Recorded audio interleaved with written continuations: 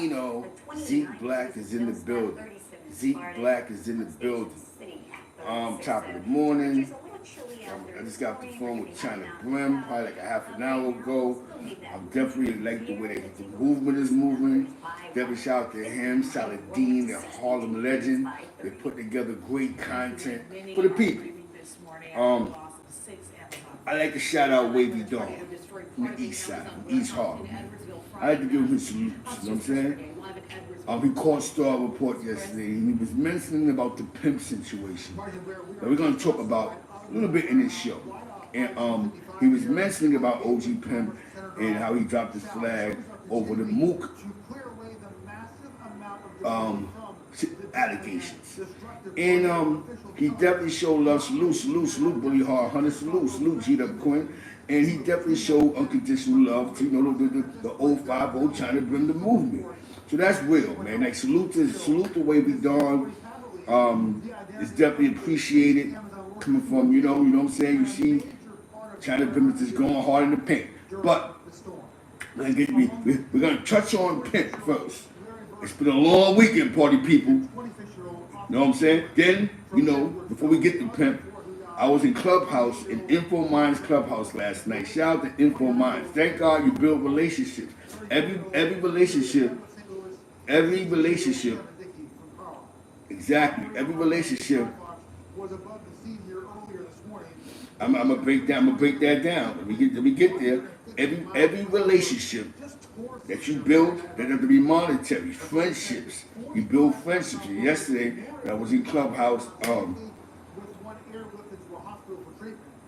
That was shout out to East Harlem, you know what I'm saying? And I was on Infominds. When I was on Infominds yesterday, he pulled me up and allowed me to ask Charlestonwhite some questions. He actually said, Zeke Black, promoting my brand. You know what I'm saying? All that for free. I appreciate it. He didn't have to do that. I appreciate the man. Definitely. Exactly. You know, exactly. Thank you, Andy Walnut. Thank you. I know what I'm saying? I got to be one of the first ones that was speaking to him. It was me. First it was Trife Gangster.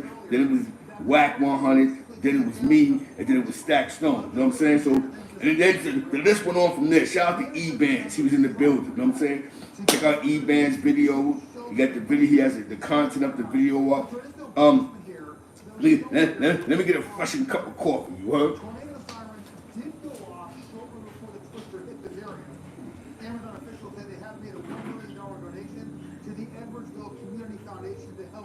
Relief efforts, we're told the cleanup and recovery process here will continue for some time. For now, live in Edwardsville, Chris Renier, Fox News. Thank you, Chris. GoFundMe accounts are created for the victims of the Amazon tragedy. We're taking a look at Austin McEwen's fundraising page. There is also a page to help the family of Larry Burden. GoFundMe has launched a centralized hub of verified accounts, so you can donate to Austin, Larry's, and others impacted by the tragic storms. You can find a link on fox2now.com. The National Weather Survey says the Edwardsville tornado was an EF3, bringing winds of about 155 miles an hour. Illinois Governor J.B. Pritzker will be in the Metro East this morning to update storm recovery. So yes, it was very interesting. Tornado damage in Defiance. It was some real shit going on. Definitely. Infominds. So let me shout out to Infominds. Let's start with PimpGkb. Let's start with PimpGkb. Yes, the other day, 2 days ago, YouTube Bloods had put up some content saying that I guess, let me guess, there's some inboxes between PimpGkb and a transsexual. Who cares, people? Right? It's the back and forth. So the YouTube Bloods makes a video. I guess Pimp made a reaction on IG. He commended the quick efforts. Now, resiliency many have shown. Just hundreds, if not thousands, of people out here. In the conversation, in this conversation, it gets to 050 ChynaBrim. They begin to speak. They bring Pimp up there. And Pimp denounces his flag. He goes, I'm not doing the blood thing no more. It's over.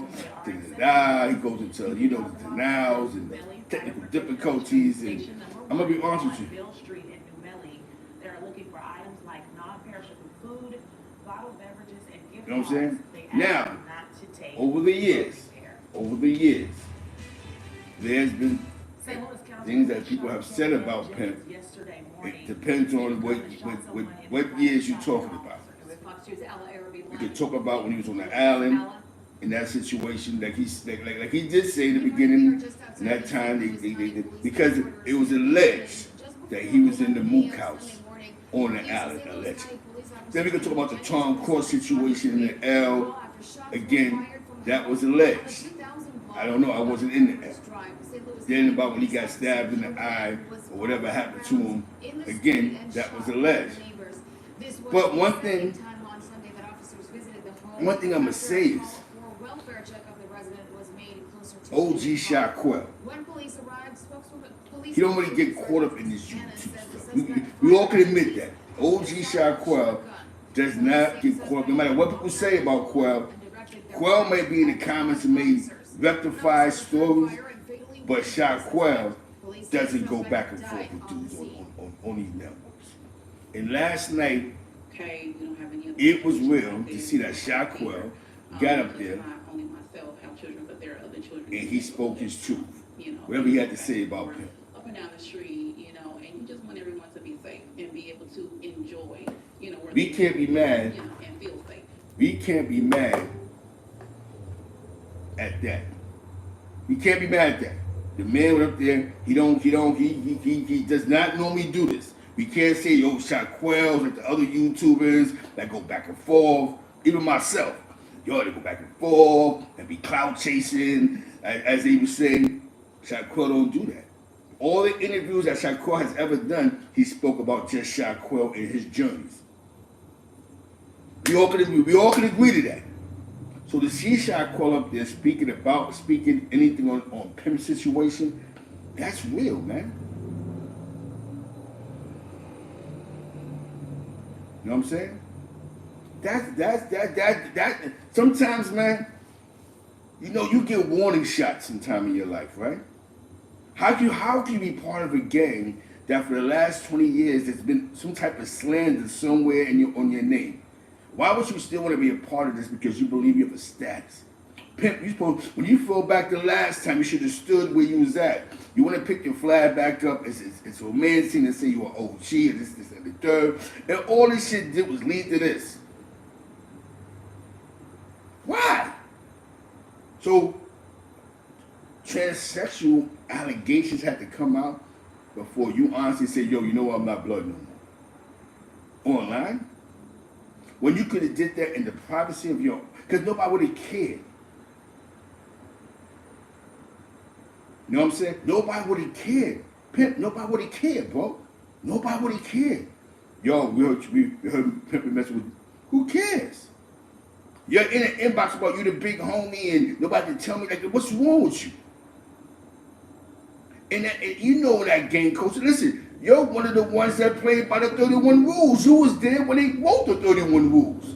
You was a part of that. So how do you, listen, think about this. If you sit there and they make 31 rules, they make 31 rules, and you sit there and agree to the 31 rules, how in the hell do you go against the major rules that y'all put together? It's beyond my imagination. That defeats the purpose of y'all making 31 rules. If y'all sat at the round table, y'all created a bunch of rules. So no drug deal, no black on black crime, no doing handball, no messing with mooch, no talking behind your back, no backbiting, nobody talking about her, whatever the case may be. How in the hell do 25 years later we're seeing everything, all the rules that y'all created, you're breaking? And then y'all expect these little niggas to follow the same trends and rules that y'all niggas create. You know what I'm saying? This is for you, Pimp. Because you keep saying you are OG, but what just happened yesterday? It happens every time, man. You can't tell niggas follow the rules and this, that, and the third, and then you're breaking the rules, bro. So how do y'all, so you tell me, how do you guys fix this?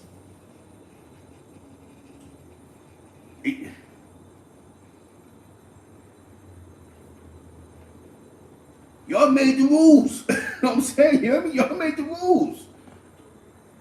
So now I understand why Shot Call got to speak. Wait a minute, flag on the play. This is wrong. This is crazy. But why Shot Call got to be the only one that has to speak out against this shit is insane.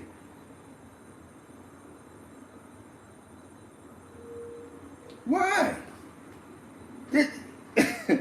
You was around for the rules. You sat around when y'all agreed to no mooks to be a part of the movement. That's a rule y'all made. That's a rule y'all made. So why would you, if you're into extracurricular activities, why would you agree to a rule like that? Not saying you, I don't know. I'm just saying, the allegations been out there because they said you was in the mook house. But allegedly, the story was you was selling the bag out the mook house. You know what I'm saying?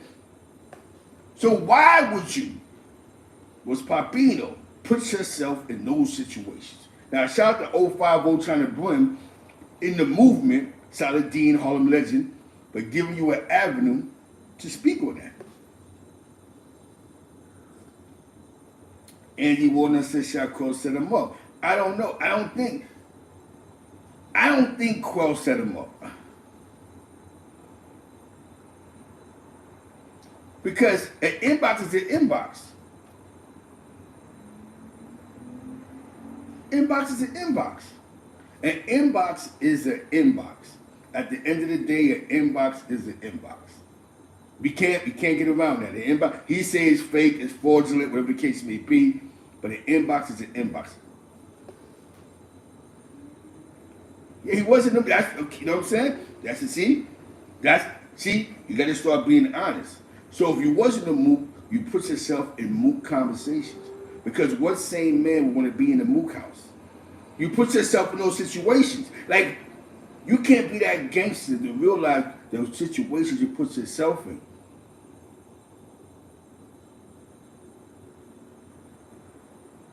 You know what I'm saying? Yeah, nobody set him up.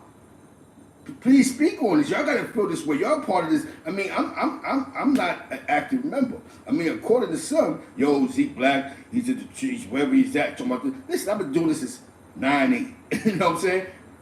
What's wrong with you, man? You know what I'm saying? Before y'all thought about a flag, I was running around.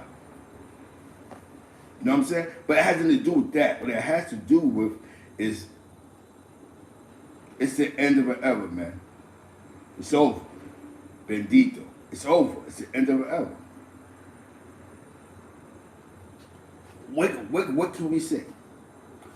Pimp, why would you in somebody's inbox? Now I'm gonna tell you what the setup was. Whoever inboxed you sets you up for the kill. That was all to get you. So you was inboxing probably a nigga. Not saying a tranny, just somebody, watch this. This is what dudes do, man. Yo, watch, we gonna set them up for the kill. Yo, out it out. And you got caught right up in responding to an inbox. You don't know who was inboxing you. You know what I'm saying? You just inbox while niggas is laughing, and as soon as you see, and that's the setup right there. Whoever inboxed you, sent it right to YouTube Bloods did the rest. Yeah, you allowed yourself to be set up even if you was playing around, even if you was sauce, even if you was in the mode, they're going to be entertainers for 10, 20 minutes. You're in a position where your name means something. You may not realize that like a lot of other individuals, your name means something. So it's not like a regular homie who's playing in somebody's inbox because their name means nothing. But OZ Pimp, he in the inboxes. Yeah. But that's his prerogative, Mr. Biggs. Remember Bobby Brown said, my prerogative? That's his prerogative. We got, that's what floats your boat. But you shouldn't be a part of a gang that has rules that's against that. We never hear about mook issues on the West Coast or the Midwest because they don't got those rules. Not saying that that's what's going on. They don't got those rules. They don't got the rules. Don't do drugs. We don't do hard drugs when in other cities, they do it. It's not their rules. Y'all made 31 rules. And at least 10 y'all break. You know what I'm saying? John, what the fuck are you gonna be teaching the youth? Somebody said something that's real. Straight men don't play with mooks online.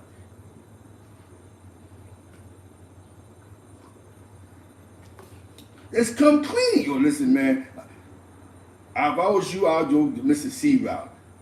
That, you know what I'm saying? Yo, this is what I'm into. That's your lifestyle. So fucking what? But you have to come to the point in your life where you actually gotta grow up, bro. You gotta grow up. You gotta be a man. You know what I'm saying? You hear me? Even if you're into something funny money. You've been doing this too long. You dedicated most of your life to a part of a game that all that happened to you was you put yourself in situations for people to talk about you in a negative light. You can't get mad at yourself, bro. You can't blame everybody else. You can't go Quell, yo Corey, yo this nigga, that nigga. Like, when do you take responsibility for your actions? As long as I've been Damo since 9-8, all I heard was stupid shit on your name. See, I just heard months ago about you was in the Mook house. I never knew about that issue. But I know a couple other dudes that said that was an issue that was floating around. I knew about your name from the Charm Cross situation in the L. When they said you dropped the pass or dropped the ball. Whatever the case, no matter what they said, how you remix it. That's the story I heard back then. You know you and Quell wasn't like that. You know that personally you and Quell wasn't like that.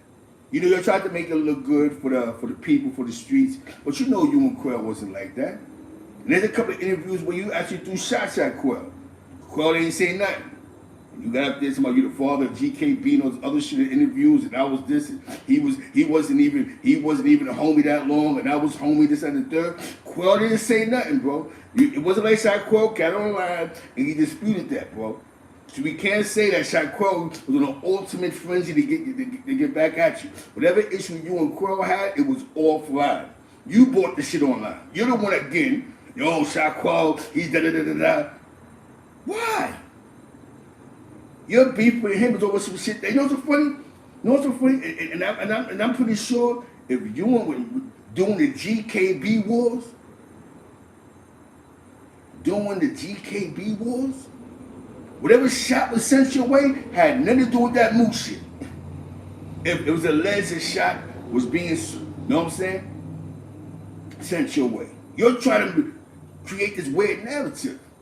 You know you and him wasn't like that, but niggas kept giving you a chance. Fuck it, we gonna try to unite together on our grown man shit. I'm gonna give you a chance. You can't give everybody a chance, my nigga. I don't know how you brought Shot Quell name up in this situation. You know what I'm saying? Think about all the years of being GKB when y'all was at the top of your reign. Those niggas is getting niggas hit just because niggas is calling you a mook. You had the power though. You know what I'm saying? Shout out to War Brim. He said I was in Auburn with Pimp in 03. He was fucking around then. But your power was getting you around shit. Wait a minute. Wise. When you was in Auburn in 03, wasn't June Body in there? June Body and June Body, I think wasn't June Body in there and Al G was in there? If I'm right, no 03? For no fame was popping. Let's get to the facts. Lock and Arms right there. Shout out to my man for you know in the jungle, Lock and Arms veteran from Albany, New York. Yeah, see what I'm saying? In tune. That's what happened when you're in tune. Al G was in there, June Body pulled up over, and they had their little jail instance from the county. If you don't know who Al Gangster is, he was the big 5'9" in that county jail at one point in time. Yeah. Shout out to Cash Brim. Shout out to Cash Brim. I don't know Cash Brim, but definitely shout out to Cash Blood, one of the original Bloods. Cash Blood. They both from Queens. They both know each other. They both respectable, but Cash Blood more so is the old man's homie. Shout out to Cash Blood. I'm gonna get an interview with him real soon. You know what I'm saying? We talking about it now. The veterans is out. I remember when you was in the bird. And I think Diggity little ass was there too. Little Diggity. And son, what I call the nigga, man? My nigga,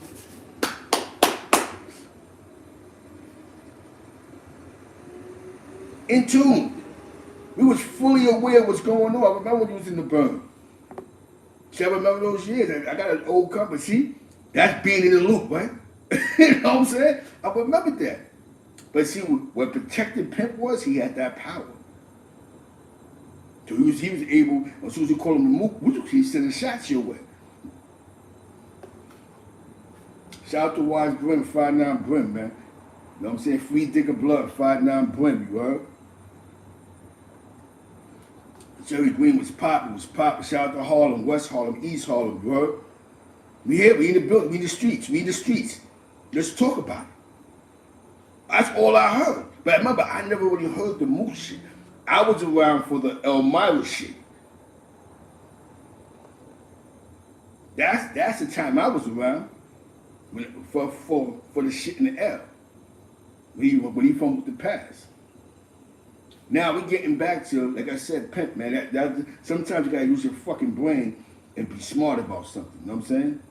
You have to be smart about the moves and the things that you do and the shit that you say out your mouth. You know what I'm saying? You gotta be smart, man. Definitely shout out to Mac Mean, because Mac Mean was in jail. He was in the alley. Salute to Mac Mean for stepping to the plate, speaking to the man. Like, hold on. How long these allegations been going for? See, I never knew about those allegations. That was more so. But then I was like, damn, my nigga, you went around with the statuses and then you making it look crazy out here. You got this shit looking real crazy.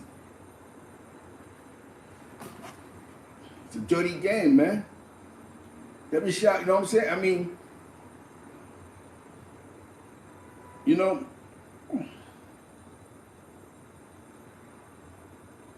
we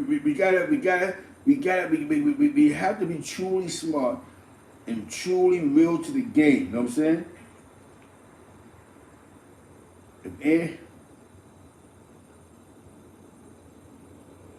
Oh, yo, I gotta lie, respectively, yes, it's a bunch of them. But there's a bunch of we heard back then. You know what I'm saying? You know what I'm saying? I just never heard of him until the last couple of years. Like, what? He was in the Mook house. You know what I'm saying? But remember, when I was around the shines that we was around, shout out to G to B, there was a GKB war going on. Allegedly a GKB war. And that there was some shit going on. And Pimp name was on the first fly list. You know what I'm saying? You know what I'm saying? Uchi Buki. You know what I'm saying? You know why he had to laugh for? Because they caught him to be Kumami in the building. You know what I'm saying? You know what I'm saying? Definitely was popping. You know what I'm saying? Definitely salute to all the Dons out there. You know what I'm saying? All them Donald G gangsters. You know what I'm saying? You know what I'm saying? The 1-8 trades and the third streets and the DGFers. You know what I'm saying? The DGF. You know what I'm saying? You know what I'm saying? That Donald G family. You know what I'm saying? Definitely salute to all the. Let me say it right before somebody goes, yo, she got it wrong. Salute to the original 1-8 trade Donald G gangsters. Salute to the DGF family. Salute to the 3rd Street. You know what I'm saying? A dawn is a dawn, you heard? From my book to your book, you heard? You know what I'm saying?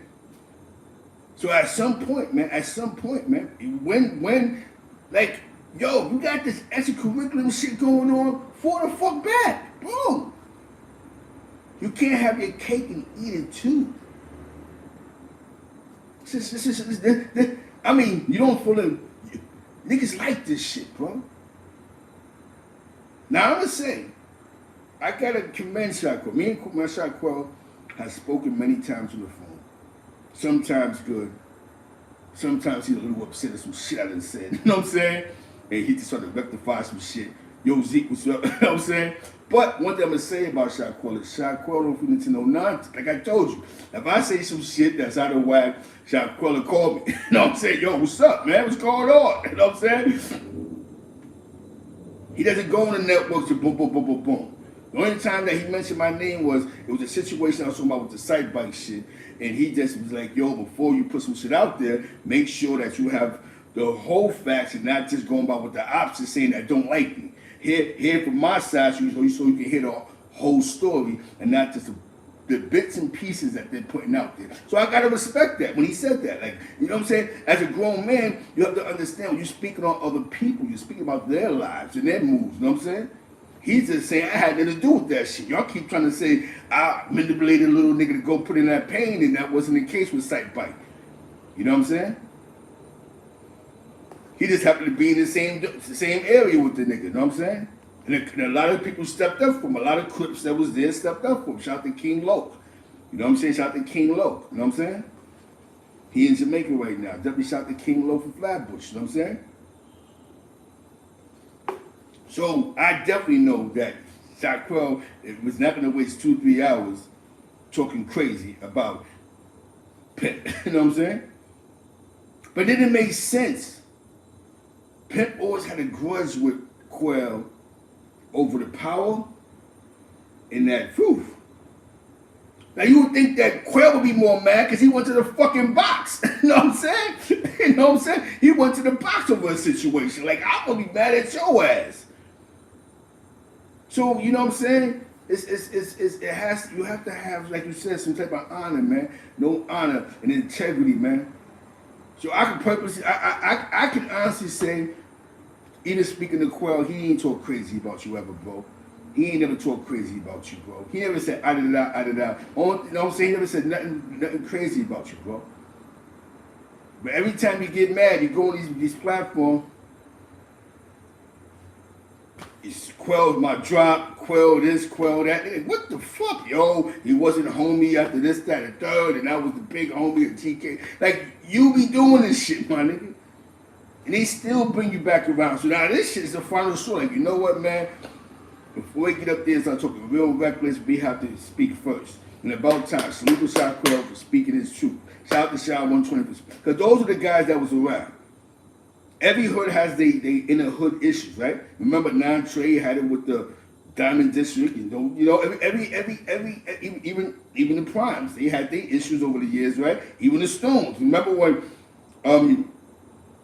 Ty Guns was like, all those brands was dub? There's a lot of situations that happen. The biggest winner out of that situation was Dick Wolf. Free Dick, allegedly. You know what I'm saying? I gotta say allegedly because he's fighting for his life. Allegedly, Dick Wolf won in that situation. So every hood have their issues. It's either you in or you out. That's like Shabazz sitting online talking crazy about Ty Guns. Yeah. But they keep their secrets, and we can't be the ones that blow them up. They gotta speak this shit. Because when we do it, they'll gang up together like, nah, niggas is lying. You know what I'm saying? I never heard that about Corey. I ain't gonna front. I never heard that about Corey King. Never heard no crazy shit about Corey. Never. Only thing I heard about Corey is that Corey had a situation with OG Mac, and that was it.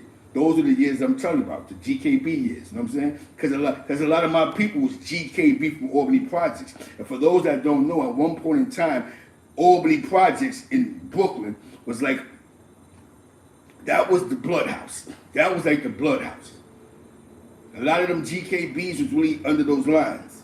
They was really following those, you know what I'm saying? Those were the lines. That's Albany Projects was where the whole, that's where you, at one point, you had to really come to Brooklyn to get your paperwork. You had to pull to those nines. Then the feds ran all through there. There's dudes that's GKB that y'all niggas never met before that's official GKB. You know what I'm saying? Definitely shout out to my man Bloodsport and them niggas, man. Even though Wackaroni, he ain't shine, that nigga was running around, you know what I'm saying, putting a lot of shit, you know what I'm saying, he was beating, you know what I'm saying, he was doing what he had to do out there in these deadly streets. Exactly. So the dudes that was around, they was GKB. But from that lines, from those lines, when Mark Cross was GKB before he got EGB. You know what I'm saying? I could be wrong. The last I knew, he was GKB. Mark Cross Hellraiser. But in the burn, because again, the dudes he was around was going to see him when he was at Auburn. And that's when the year EGB hit, that's when EGB popped. In upstate New York, that's how Chi pulled up. Bloody Shabazz from 9 Trey, well, one of the original Billies pulled up. Shabazz from Harlem. You know Shabazz from Harlem. Chi pulled you, because Chi used to be in Connect with Pooh and them. You know what I'm saying? Shabazz. Exactly. Now, you know what I'm saying? Shout out to Baz from Harlem. 125 and all that. He was going to war with those Crips, and I used to see him on 125 by the record shop with the homies. At one point, he was managing DJ Capone. Or running with DJ Capone, the mixtape nigga. Yes, exactly. Exactly. Act back. Yo, that's bad. Shabazz. Those were the Billies. One of the original Bloody Crown Heights, IV. One of the first Billies in Crown Heights. You know what I'm saying? Bloody Crown Heights, 9 Trey, IV. One of the first Billies coming out of Albany Projects. Chi Diddy Bang Bang. These are the niggas who was around. Salute. These are the niggas who was around. So what's popping? What's popping? Yeah, they was up top. Yeah, exactly. Albany Projects, $500,000. Rest in peace, $500,000, man. Rest in peace, OG Ty. The OG Ty who was Valentine Blood. He was VB. Tony Starks. There was some Tony Starks in Albany Projects. We can't forget about them. Other than Staten Island, there was a few in Albany Projects. But you had to be in the loop back then. You had to be in the know. When a nigga G-checks you, you had to know your shit. You know what I'm saying? It was popping. Clubhouse. We just happened to be on Lock and Knowledge. You know what I'm saying? But we was in tune with the jails. Because I had to be in tune. Shout out to my man Matt Brazy. You know what I'm saying? Exactly. Shout out to my man Matt Brazy. Shout out to, kept us in tune to Bishop. You know what I'm saying? Shout out to Flea Bean on the hat. Niggas that kept us in tune allegedly. I gotta say allegedly again because, y'all take this internet shit and go someplace else. With the Clubhouse, what you wanna ask me, bro? Ask me anything in the world, bro. You know what I'm saying? That's how the game go. That's how this shit went back then. I can tell you this because I was around in 08. No, not 08. 98. There's dudes that became big homies that when I seen them, you know what I'm saying? They was regular individuals. You know what I'm saying? Oh, Warren's some of the big homie? Oh shit. He has status. See, you can't remix the actual truth. Yeah, Harlem was popping with all that, you know what I'm saying? Debbie, salute to Miss Playful, you know what I'm saying? She's in the building. Like I told you, the era of Pimp I heard about was when they was going through some GKB issues. And that's when he dropped the ball, some shit at Elmira, and they wasn't, you know what I'm saying? That's the first time I heard some shit on his name. Everything else came since he been home. But I'm pretty sure those was conversations they had already about him in these spots. But when you got status and you're somebody, think about Corey King was out the way, Rob Lowe was out the way, W. Snoop the Southern Belle, Rob Lowe was out the way, Quell in the box. So now, who's running the machine? Pimp, you know what I'm saying? Politics as usual. I could be wrong, right? I could be wrong, but if I'm right, Rob Lowe was out the way. Am I right? Rob Lowe was out the way. Corey was out the way. Quell sitting in the box. So now Pimp got the machine. Who else stepped up? Mark Cross got his own hood, remember? You know what I'm saying? And that L. Yeah. My homie was there. A couple of my homies was there, you know what I'm saying? OG Killer Blood behind the G wall. You know what I'm saying? Shout out to my man Killer Blood, Killer B, the big willer. When I met Killer B, he was GKB. Shout out to his brother Dolo. Rest in peace was the brother who passed away. Come on, man, Albany Project. You from Albany Projects, you already know Dolo and killing them niggas. You know what I'm saying? That's my people. That's why my man was Billy. E. Murderson was on the come up. The Billies. Y'all know who E. Murder is. If you in tune with 9 Trey, you know who E. Murder is. Free E. Murder, man. Jigga Blood was around us on Lock and On. Little Jigga, the Billy. For those that don't know, he got like 100 years. Yeah, New York State prison, not the feds, 100 years. E. Murders had like 60 years. No, like 70 years. Let's talk about it. How about the homies from Tompkins? Ron G and them niggas. All on Lock and Arms, bro. So let's get to it about who know who. We was on the block together. Shout out to my man Chester, CJ, and them niggas, man. And you know what I'm saying? The Primes. You know what I'm saying? Primes, CJ, and Chester, and them niggas, man. It was popping. You know what I'm saying? It was popping. It was popping with you niggas, man. Y'all niggas be talking because, you know what I'm saying? You know, I'm trying to tell you, what's popping. Exactly. Shout out to, you know what I'm saying, Frankie Boo. You know what I'm saying? Those are the type, you know what I'm saying? They had different names. The last worldwide that I physically seen, right? I can't remember all the names, but that's when I seen Bad Vibes' name was on the top of that 9 Trey shit. It was somewhere on the top somewhere. That's when Trooper and Day, this is before the NYBBA shit, they rose in rank. This is when some nigga named Tupac and them niggas was growing in 1-8 Trey. Star and Sex Money Murder, he had gained. So if you was around for this little bit I'm talking about, this worldwide, you seen the same worldwide. Yeah, it was worldwide, so niggas knew who was who and what was what. You know what I'm saying? That be H Money Bags in the building, man. You know what I'm talking about, man. Ron G got like 100 years. The nigga beat a body, but caught that state case. He got like 100 years. They always in Greenhaven together. They always in Greenhaven. H Money Bags. Shout out to the Rock, man. Shout out to the Rock. You know what I'm saying? You hear me? You know what I mean? Shout out to Brooklyn. See, you Brooklyn niggas are sitting there like, yeah, so I ain't gonna lie to you. Yo, that nigga know what he talking about. He beat the body. He beat the body in the club, stabbed the nigga. Allegedly. Beat the body, but brought to the state. He got like 100 years for that shit, bro. You hear me? Him, Jigga Blood, they all was in the bird. They all was in Greenhaven together. E. Murders. Salute, man. Salute to the builders. Shout out to Tonkin Projects, man. Best I do or die, man. See, when you start sending kites. Oh, now I know the homie Z Black. I know him. Yeah, we was on Lock and Arms together. Yeah, Lock and Arms together. When I'm not sourced going live and being mixy, I might talk a little fast, but I was amongst who became your big homies in the yard. When you pulled up in the yard, these are the niggas that was calling certain shots in the yard. Yeah. I wasn't the best who ever done it. I'm just in the top 20, nigga. You hear me?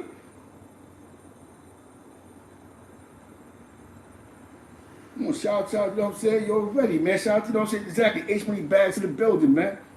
Come on, man. You know what I'm saying? This is real time. Out in the streets, your man Two Guns. You know Two Guns from Harlem. He had that, at one point in time, he had that Mad Stone shit. You know what I'm saying? He was in a high position in Mad Stone. The Mad Stone blood shit. Two Guns from Harlem, Tyreek. I better known as Tyreek. He's been on Lock and Arms just back in the days. You know what I'm saying? Two Guns used to fuck with Fritz and all of them. Caught a case, came home with the big homie of MSB. He used to Albany with us too. Lock and Arms. But he's on Lock and Arms way back in the days too, like in 88, 89 with Goldfinger and Egbert and them niggas and Bowen and Bernie High and them niggas. From Fosterville, man. You want to talk about Forster? Let's talk about Forster, nigga. That's when Fosterville was on Lock and Arms. Get out of here, man. How the fuck you gonna... Don't play with me, man. Don't play with my name. Don't play with my game, nigga. What the fuck is you talking about, man? I just told you it was a who's who of Fritz organization. Exactly. The last time I spoke to Ferg, that's before he caught that case, he was in fucking... Your man Ferg was in Fort Greene. Act like it was 88. Your man Ferg Brim. Shout out to Ferg Brim. That's my man, though. He's a good dude, man. I'm on one Times Square. Times Square, he went around with Nicki Minaj, pulled up on him because they had a little issue with the bop shit. The bop situation, and you know, Ferg old school, you know, he prime, you know what I'm saying? They linked up, it was cool. That's my man Ferg. Then Ferg went to fucking Maine and allegedly caught up, he got caught up in that homicide in Maine. And so, but me and Ferg had plenty of times on the phone. We had many conversations, bro. I remember when Ferg caught his case. Yeah, shout out to Desmond Carver. Shout out to Desmond Carver. That's a fact. Shout out to Desmond Carver. Know what I'm saying? The Carver mob. Know what I'm saying? Shout out to my man YB. I went to go see YB. Definitely shout out to my man 050ChynaBrim in the building, man. That was great work. You, Saladin, Harlem Legend put together, man.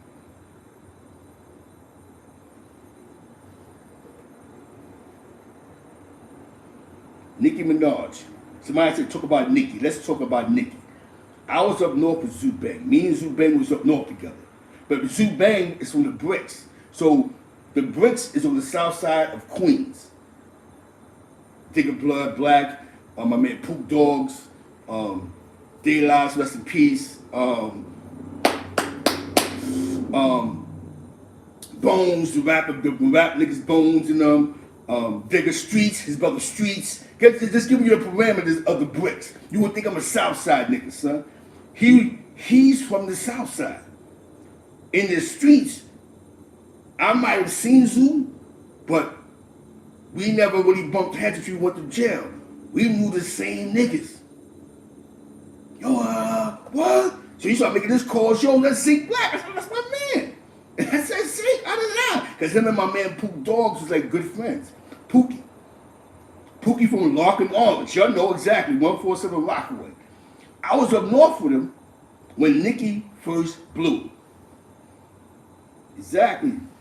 When Nicki first blew, I was up north with him. Nicki was right there and all that. Like, yo, Zubang. You spend the yard with him sometime too. You know what I'm saying?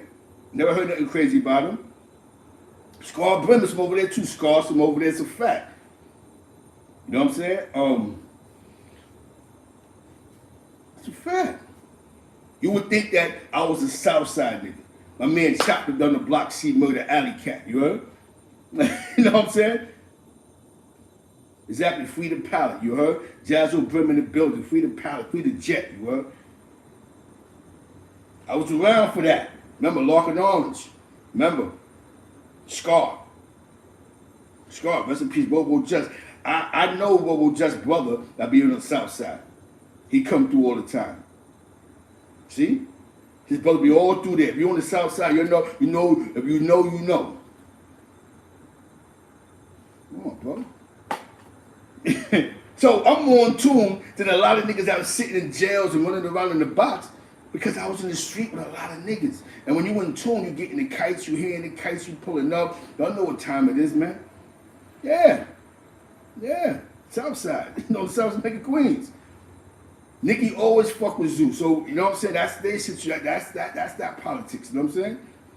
But I tell you one thing, before definitely ChynaBrim sends his salutes to the chat. You know what I'm saying? Before he started fucking with Nicki, niggas wasn't talking crazy about that man in them projects. Never heard that one. Never heard nothing, no smut on his name. Now when it came to that. So niggas, even niggas that hated his guts, never brought that up about him. So at the bot, but he was doing the BOP when YB, for those that don't know, at one point in time, YB, what's his man name, man? D-Rock, D-Block, allegedly. I gotta say allegedly, they ran the streets for 050ChynaBrim. They was running the streets for 050ChynaBrim. No, D-Block now, he's a rapper, he running around with Nicki Minaj too, you know what I'm saying? But they was 050ChynaBrim primes, they was running the streets. I can't get into the politics of how they got that status, but it is what it is. They had the streets. If you're from Brooklyn, you know that YB and them had the streets. That's when I was kicking it with them niggas. Then YB and a couple of good names, they created some shit called the Bop. They had their politics and anything else, and it sort of broke off, but they had the BOP, 59 BOP. They went to California. I ain't gonna front, he went to Cali. He linked up with the 5'9s out there, but the 5'9s out there pulled up their hair. I gotta give Relly his props, Relly B. You know what I'm saying? I gotta give him his props. He was a part of that, you know what I'm saying, of uniting the coaches. Gotta give him his props, gotta give Times Square their props. Can't take no shots at him. I got nothing to do with BOP politics. That happened on the inside. So I'm not here to throw slang, slander, or those other shit. I'm just giving you the facts. they had 5'9" BOP. So then you had the 5'9s, the primes, you had them, they had their politics. But yeah, they pulled out of the NYBBA and created their own thing. That's why when niggas be talking about the Trippie Red shit and all that, that the same niggas that was linked up with Trippie Red in Atlanta was the same niggas that was fucking with YB in them. But by that time, the politics kicked in. Nah, I was just saying that Times Square, he run with Nicki Minaj, bro. That's it. She's not into none of that shit. Don't let her fool you. She's not on gang time, you know what I'm saying? She's just a rapper, you know what I'm saying? She just love this nigga, so whatever he into, she into, but she's not on gang time, you know what I'm saying? That's what I had to do with Nicki. I was just saying that Times Square, he runs with Nicki Minaj now. That's what he do. He run with Nicki, you know what I'm saying? He's getting to the bag, you know what I'm saying? His loyalty led him to the bag. Sometimes loyalty will lead to the bag. Sometimes loyalty will get you to the bag. That's it. That's what he had to do. He was loyal to the cause. Him, Big B's and them niggas, they was loyal to the cause. Remember, he was BOP. Yeah, exactly. Shout out to Times Square. I can't throw no smoke on these niggas' name. They created something that was big, but New York State wasn't ready for it. It wasn't ready for that. It's all about keeping and controlling the power. He wasn't the only one that went to Cali though. You talk about Holiday, he went to Cali too, the 6 ones, right? Remember Fatso, 6 Deuce, he went to Cali too. And a host of others.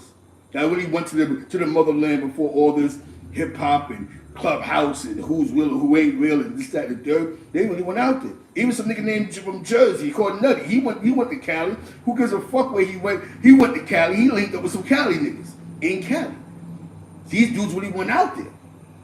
Way before Deadeye went. Way before that. Had nothing to do with what before and after, you know what I'm saying?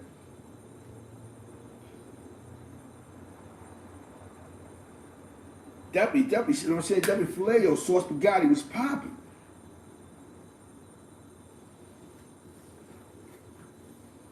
You know what I'm saying? I got nothing to do with those politics. See, those politics ain't got nothing to do with, exactly. See, it's funny you said that. When we was running around, Kentel name, when he was up north, he meant a lot. Because there's a couple of people that's been on Lock and Orange was Valentine, Chardo Obama, man Chardo, allegedly Chardo. He was one of the big Valentines. He was a big Valentine, you know what I'm saying? And a couple of hosts of other niggas was Valentine, Tony Starks. On Lock and Arms, there was in full communication with the homies up top. You know what I'm saying? Shout out to Chardo and what he's doing with Everybody's Born to Die Entertainment. You'll follow him on, subscribe to him on YouTube. He been doing the doctor. He got a mini series called Ski Mask Way. Check that out. Some real shit. Niggas in the orbit. He put it together. You know what I'm saying? Definitely. Hit them thumbs up. Shout out to my man Chardo Obama, man. Niggas don't get their due respect because they don't jump up the window. There's a lot of niggas that was around when it's time to get down. You know what I'm saying? See? I'm not sauce. I'm not drunk. So you're hearing it clearly. See, a lot of you niggas haven't been around long enough to have these conversations. Y'all heard through the gossip and the yo, you think you in tune. You're not in tune, my nigga. Niggas was in tune before being in tune, when being in tune meant something. You know Ace Money Bag, you was in those yards. You see niggas pull up dumb in the streets getting punched in the face. You see that. You see that in the Maxes. Y'all niggas see when a nigga pull up, talking about he all this in the street, and niggas ask him a simple oath he don't know, off with his head, my nigga. Bear Hill was a danger zone. Franklin was a danger zone. Those were dangerous spots. Wyoming was definitely, you know what I'm saying? High classification mediums. They was having riots in Washington is right across the street from Comstock. You know what I'm saying? Riots. Shout out to Smitty Brim, man. That's why this New York shit's all about love. If niggas stop trying to clear their names from bullshit they did and just be who they are, then there won't be no issues, bro. Stop trying to clean up. You can't clean up a dirty past. Everybody don't really have a dirty past. That's the funny part about this shit. A lot of shit is a nigga can't take being told that he was, you know what I'm saying? You had to bang for paperwork. Shit like that was getting you punched in the face of the 9. Well, how long you been? What? What? Bing, bing, bing, bing. Who brought you home? That's how small this shit was. Who brought you home? The whole key to this, who brought you home? Who brought him home, if I don't know who he is? Who brought him home? And then what dudes would do, they pull up on the nigga who you said brought him home. On the visiting floor. That's how niggas getting visits. Niggas would pull right up on the nigga on the VIP floor. Deputy King Abel Bendito. There was no smut game. Niggas knew what it is. Niggas, you know what I'm saying? Devin shots that $9.99 drop, you heard? There wasn't no smut game back then. There was no smut game. You couldn't talk crazy. I couldn't sit in the room. We couldn't throw a 9 talking crazy about Shot Quail and them niggas. That was a no-no. What? You kept your personal feelings in place because you had to play your position. That's how this shit went. I don't know how you niggas, man, this is bad because y'all allowing this internet shit to supersede. Exactly. Y'all allowing this internet shit to supersede what's right and what's wrong, bro. Y'all, let me tell you something. Half you niggas know. Imagine going to a yard. Yo, I heard such and such as this. And he's somebody. Bad enough, you go in the yard saying such and such as this, and he's in that yard. What? You gotta get it with him. No, I'm just living the message. No, nigga, you told us son is a plate. Go tell him that now. Nah, homie, they said that in the... Whoa. You came in the yard and said son's a plate. Niggas will make you go put that in. That's how it went. So niggas didn't know about what they get caught in those conversations. When the big homies, as y'all say the big homies,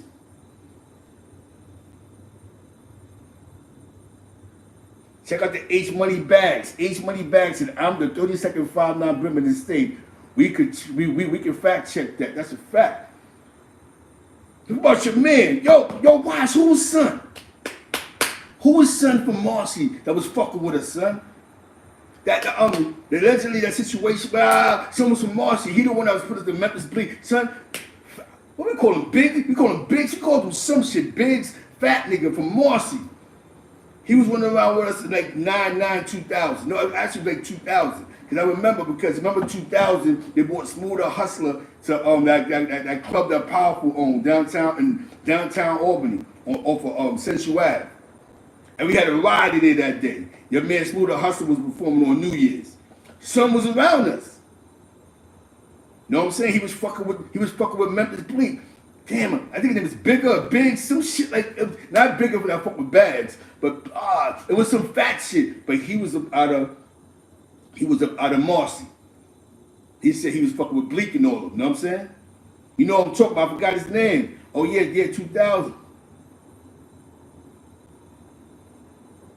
I forgot son's name because son was talking about, so that shit was, we had a riot one time in the clubs. We brought Smoother Hustler up.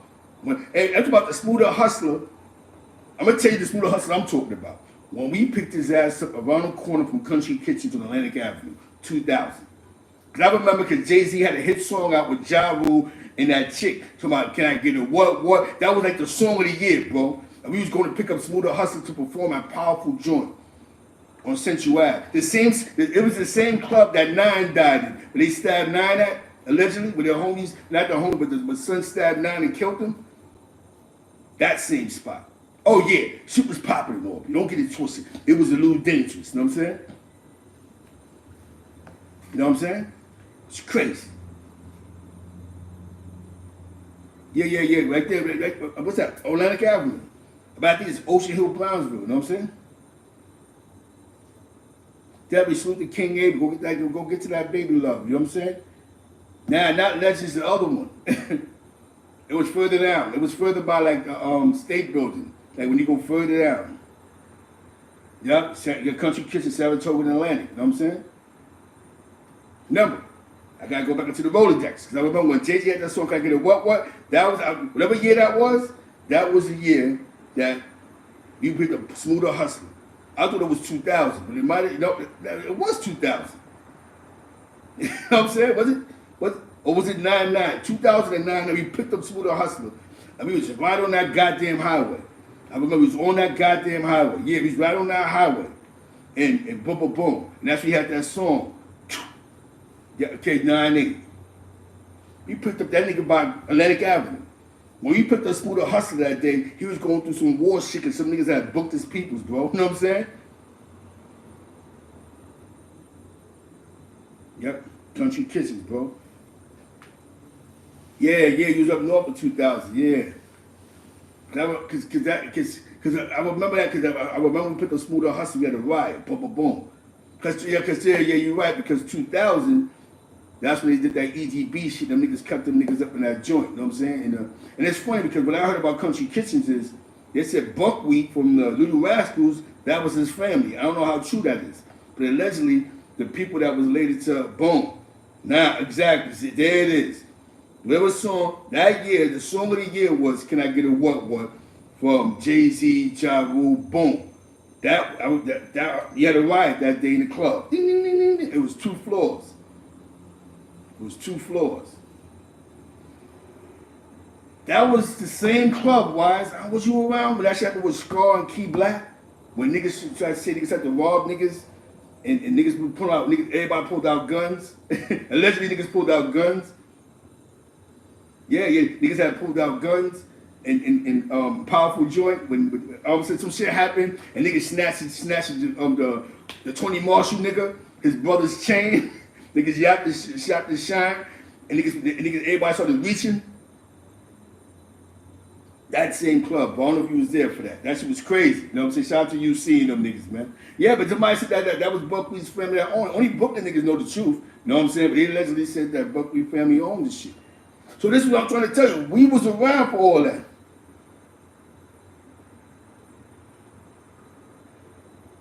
Nah, I was in the mix.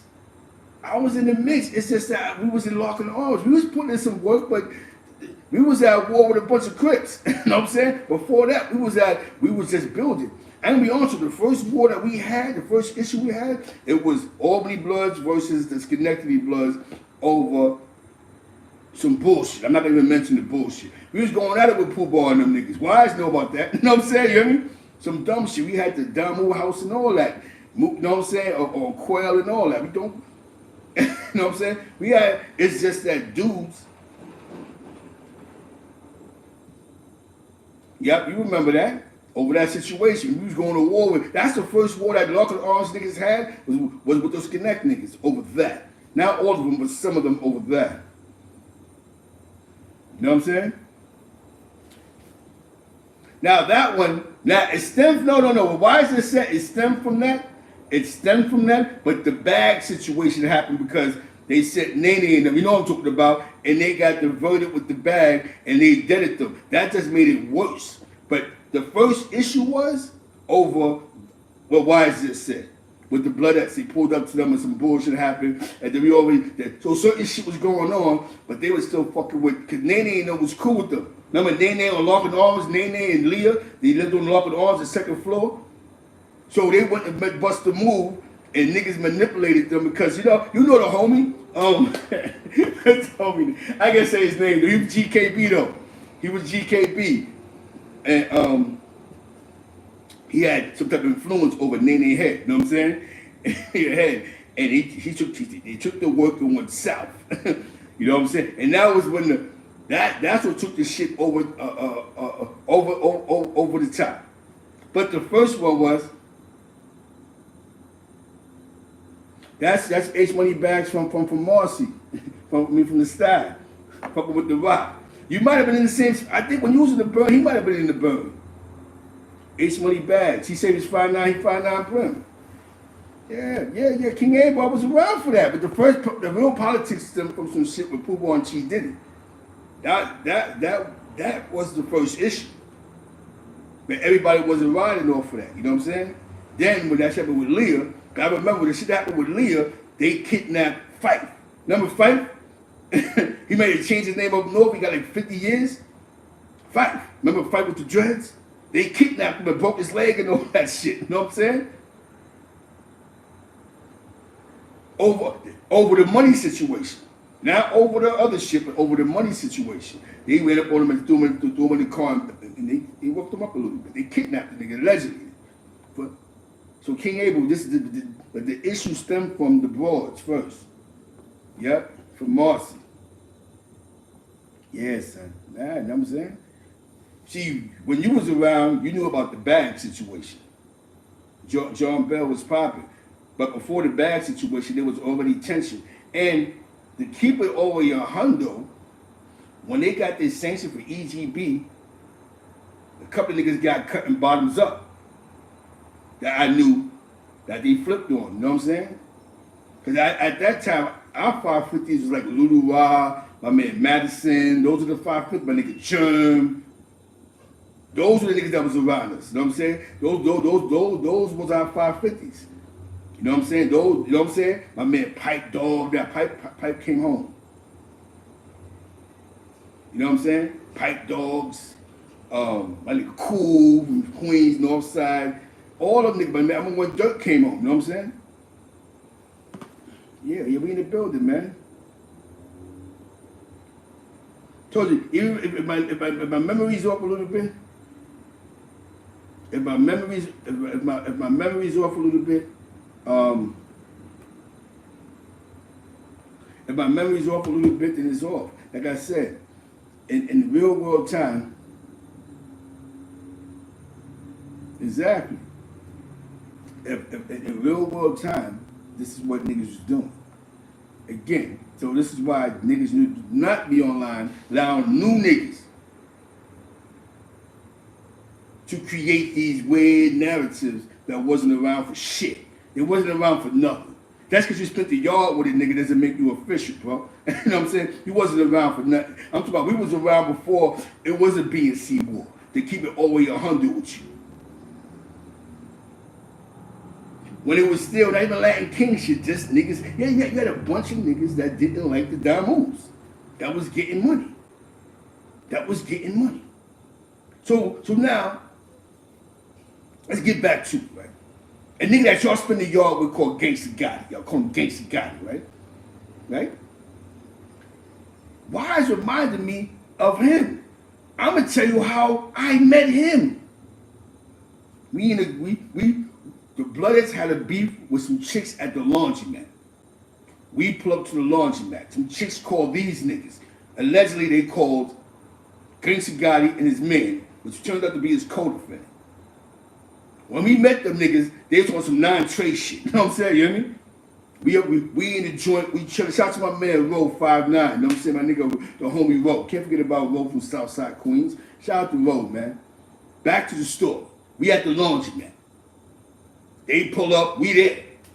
Yo, homie, yo, that's stupid. Yeah, whatever. Nothing personal. They left the chicks, the Bloodheads, allegedly called a sunstroke at the laundromat. But this is why they came to town.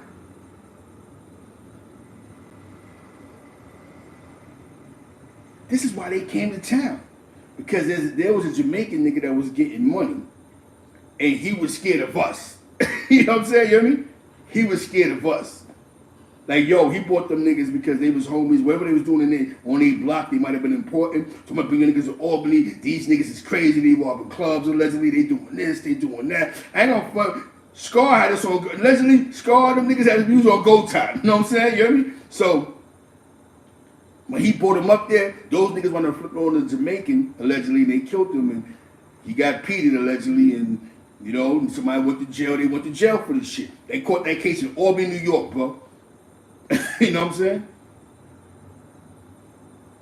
See how small the world is? This is how small the world is.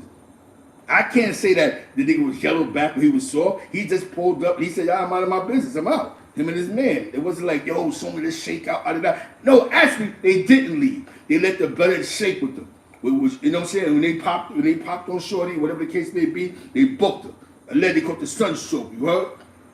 They was there. You know what I'm saying? But they respected the rules. Even at that time, them niggas respected the rules. Like, nah, son, you gotta just do what you gotta do. Because I guess Shorty had beat with Shorty already, and he had a situation in the spot. How small the world is. I ain't know about who 999's in their case. That case was like a wild case.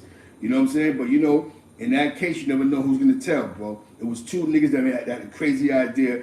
They flipped on the nigga who brought them to the town. Who knows what issues they had. That's what we got to stop doing. We got to start trying to figure out what was the issue. I don't know why they put on the Jamaican nigga. I just know that they said in the paper the Jamaican nigga brought him to Albany, New York. Whoever told, because he had beef with the Bloods. And I had to bust my gun up top, bro. I had to do that. Once you in your 30s and all that, you don't have to do all that.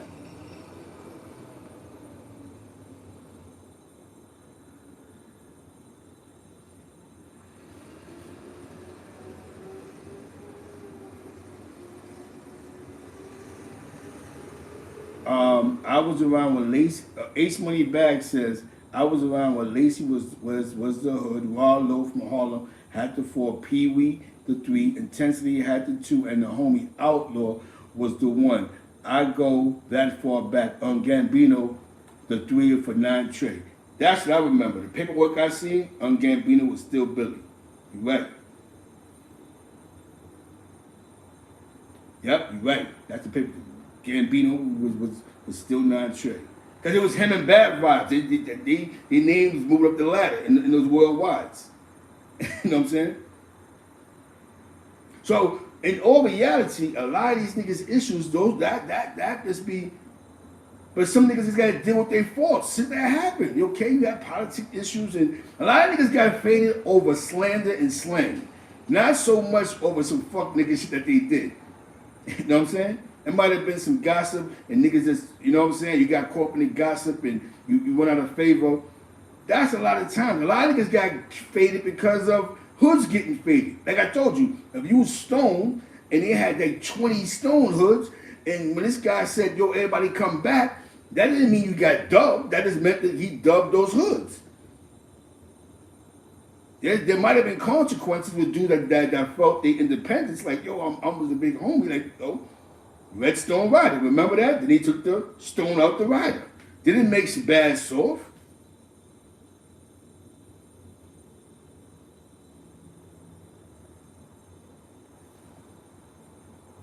Wow, you know what I'm saying? Crazy. I thought Mubanga was in the Carolinas, bro. Crazy, man. You know, the streets is a dirty game, man. I heard of Devil from Harlem, though. You know what I'm saying? He has a popular name. Devil, he has a popular name. There's a lot of dudes that was popular on the streets and in the penitentiary. They made a name for themselves in the street. Remember, when this shit was in the street, there really wasn't, in certain areas, it wasn't going through that. Like what was going on the west side on 5th Avenue on Lenox with that bloody Crip shit wasn't going on in Douglas Projects probably back then. Or 1st Avenue back then. You know what I'm saying? It was a different time. So when we speak on a different time, it was just different. That Crip shit was here though, don't get it twisted. Definitely in Brooklyn too. It's just that the wars began to happen. After a while, niggas started going to war, and that war just spread in certain areas. You know what I'm saying? Only thing I'm gonna say is you put a lot of work in for 20 years, and you have to deal with your issues. Or somebody sets you up for the kill. You know what I'm saying?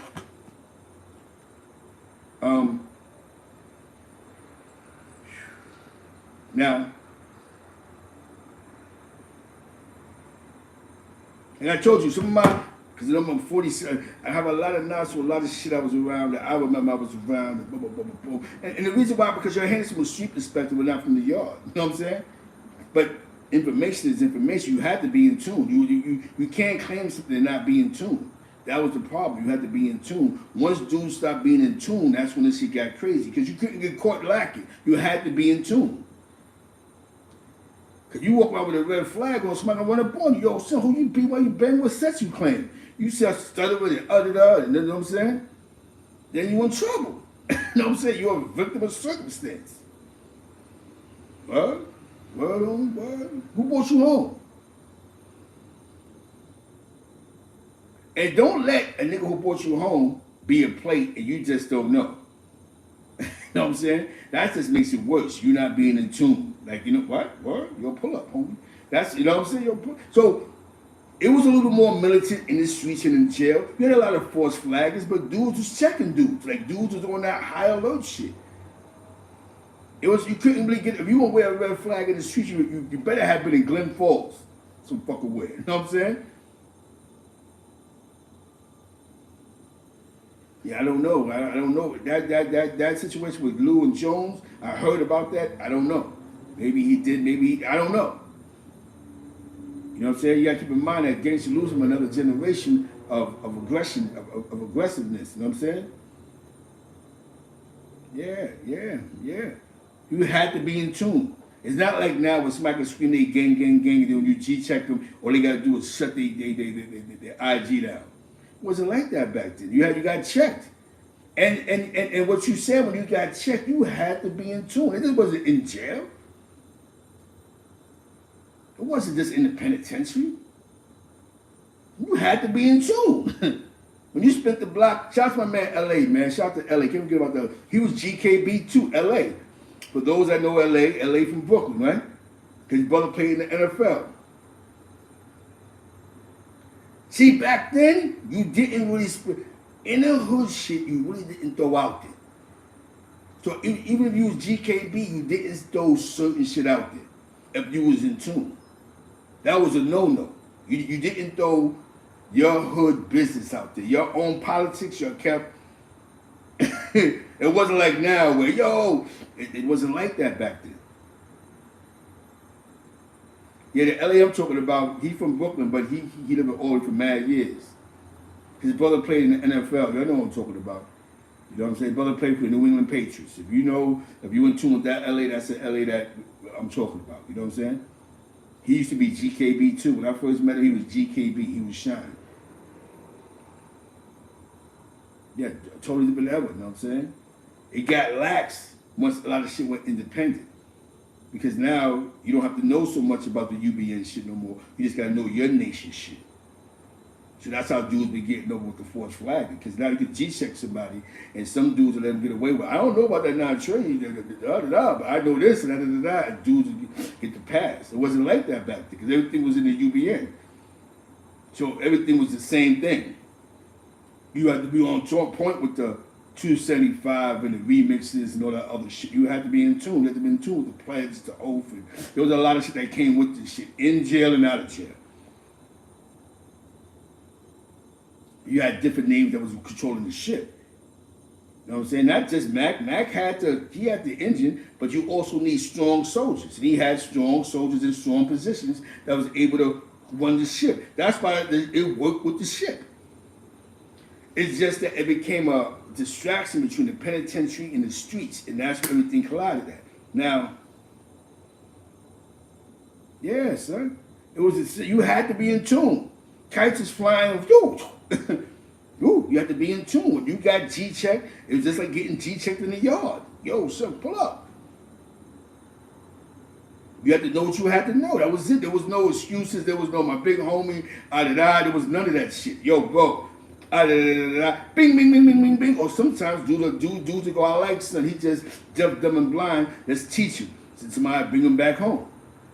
A lot of times, a lot of them get cut and stabbed the way dudes narrate the story. You go to the yard, you don't know no better, you get cut. It depends on who you are and how long you try to lie. If you be honest, like, nah, homie, I've been done for a long time, but I haven't been in tune.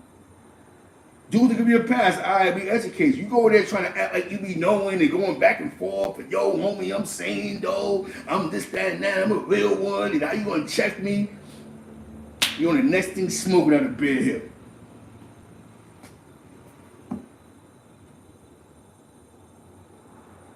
Exactly.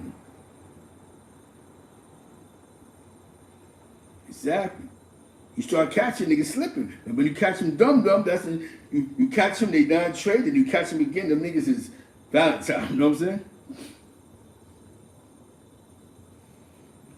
Yeah. That's what I had to do this live for, man. Cause you know that shit with Pimp, that shit with Pimp is wild. It's wild and it's crazy. And it's dangerous. Shout out to King Abel that was in the building, man. GB knowing he was okay. He know about that skin neck shit. You know what I'm saying? He know. He just see, everybody know their time. You see how he said about it was over the bag? We was around when it was over. Our first issue with them was over the Ets. Not all of us, but a lot of us over the Ets. But they was still fucking with them broads, and them broads went left. You know what I'm saying? They made a left turn. You know what I'm saying? That shit was for real, man. Dudes didn't go to certain projects because dudes was in tune. Like you go to them already projects, you have to be in tune, you have to be sharp with your shit. Told you, niggas will pull up on your big homie in jail. Whoever you called your one-on-one or your two or your three, whoever brought you the fuck home, they'll go see him on the visiting floor. Hell yeah, definitely shout out to Valentine Reyes, you know what I'm saying? Yeah, those be the politics, man. Shout out to, you know,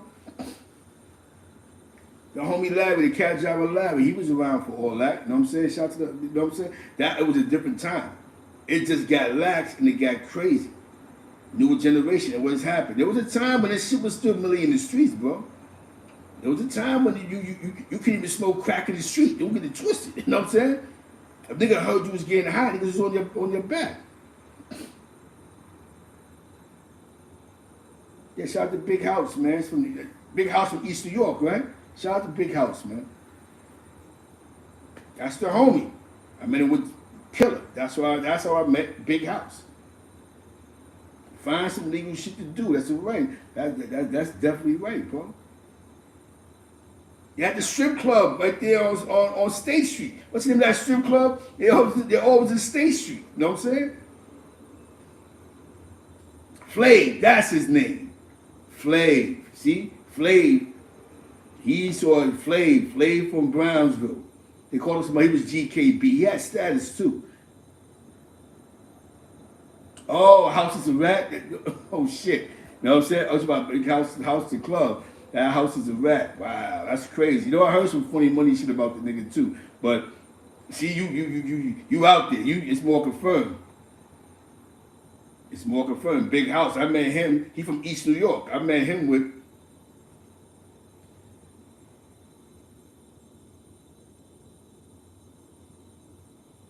Yep. All we need, you know what I'm saying? Facts. Hell yeah. Pimp, and nigga Pimp put himself in a fucked up situation. Now we're gonna see how you get out of this one, but Shakur, you gotta represent yourself, dogs. You know what I'm saying? That's just what you gotta do, my you know what I'm saying? Like, you know what I mean? Like I told you, I was around for that scenario. You know what I'm saying? All that other shit they kept, but then that it probably was the word in jail, but that just never seeped to our ears. You know what I'm saying? Because he had other shit going on. It was getting packed the fuck up. What? You pull up and you overcommit. You just see anything in the streets. You had force flaggers, of course, but if you got caught slipping, it worked until somebody, yo, homie, what's popping? What's popping? Boom, you know, yeah, Flav from Brownsville. You know what I'm saying? You know what I mean? He had GKB. He had status at GKB. And my homie Jigga from the Bronx, from the Ghost. I think he has status in GKB from Ghost Town, from the Ghost. They used to be in Albany back in the days too, with the Bronx niggas, Ease and Cutter Lake and all them niggas from Tremont. He used to be out there with R and Big E and all of them, know what I'm saying? Yeah, Jig. You had Little Jigga Blood, and you had Big Jigga Blood. Big Jigga Blood was GKB. He's like my age, from the Bronx, from Ghost Town. The homie. Those are that's a different generation of GKB we talking about. A totally different generation of GKB. You just couldn't jump in that GKB with. Totally different. That's one hood that had a lot of strong hitters. You know what I'm saying? I'm keeping it funky with you. You know what I'm saying? They hood never got dubbed. Even with the politics and all that crazy shit, that shit never was like pushed on the burner. None of that shit. Even they went to war. You know what I'm saying? That's one situation that kept it. You always ran into it. And that's at one point, the GKB niggas, exactly. Then at one point, you know what I'm saying? Some niggas took this 4-star status shit, this G-check, real blood, fake blood shit, you know what I'm saying? So GKB niggas was attacking you, you know your shit. Like, they took honor in G-checking you. Take your flag out your pocket. All the time. Yo, this is the time when you have to walk around with a flag in your pocket, bro. You know what I'm saying? You ain't got to let it dangle, but where your flag at? Niggas ask you, at the worst part of the G-check, where's your flag at?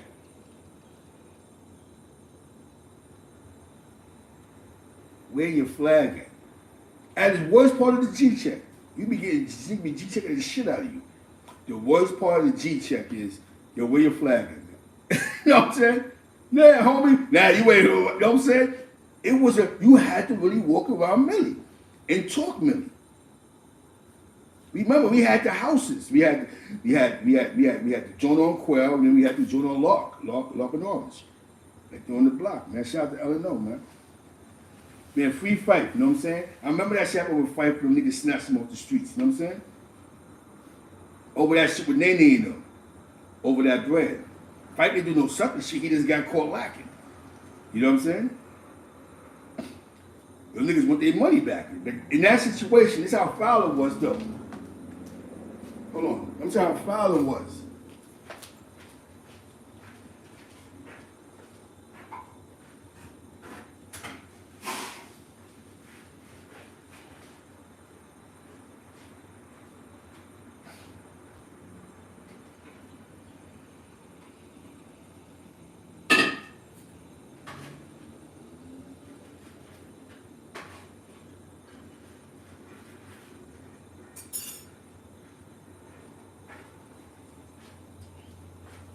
I'm gonna tell you how foul Brooklyn niggas is though. Niggas allegedly played a part to the sunstroke of the work, right? Then the person who was clicking the work, they decide, fuck the individual that's helping us dump the work. They went and robbed her crib. The difference was when they robbed Shorty's crib, allegedly, she went to I think Nene or one of their mother house, knocked on the door, started eating. Bing, bing, bing, bing, bing. She caught like 7 years for this shit. She's doing good for herself right now. But you see how the robbery went wrong? They went and booked somebody, gave somebody to work to pump it, and then decided we're gonna rob her for the work and her shit in the crib. You know what I'm saying? Real pure Brooklyn shit. You know what I'm saying? And that's when Shorty went out of that and cut. You know what I'm saying? She ate something, you know what I'm saying? Because she was hurt. Like, yo, I looked out for y'all. And she was GKB when that shit happened.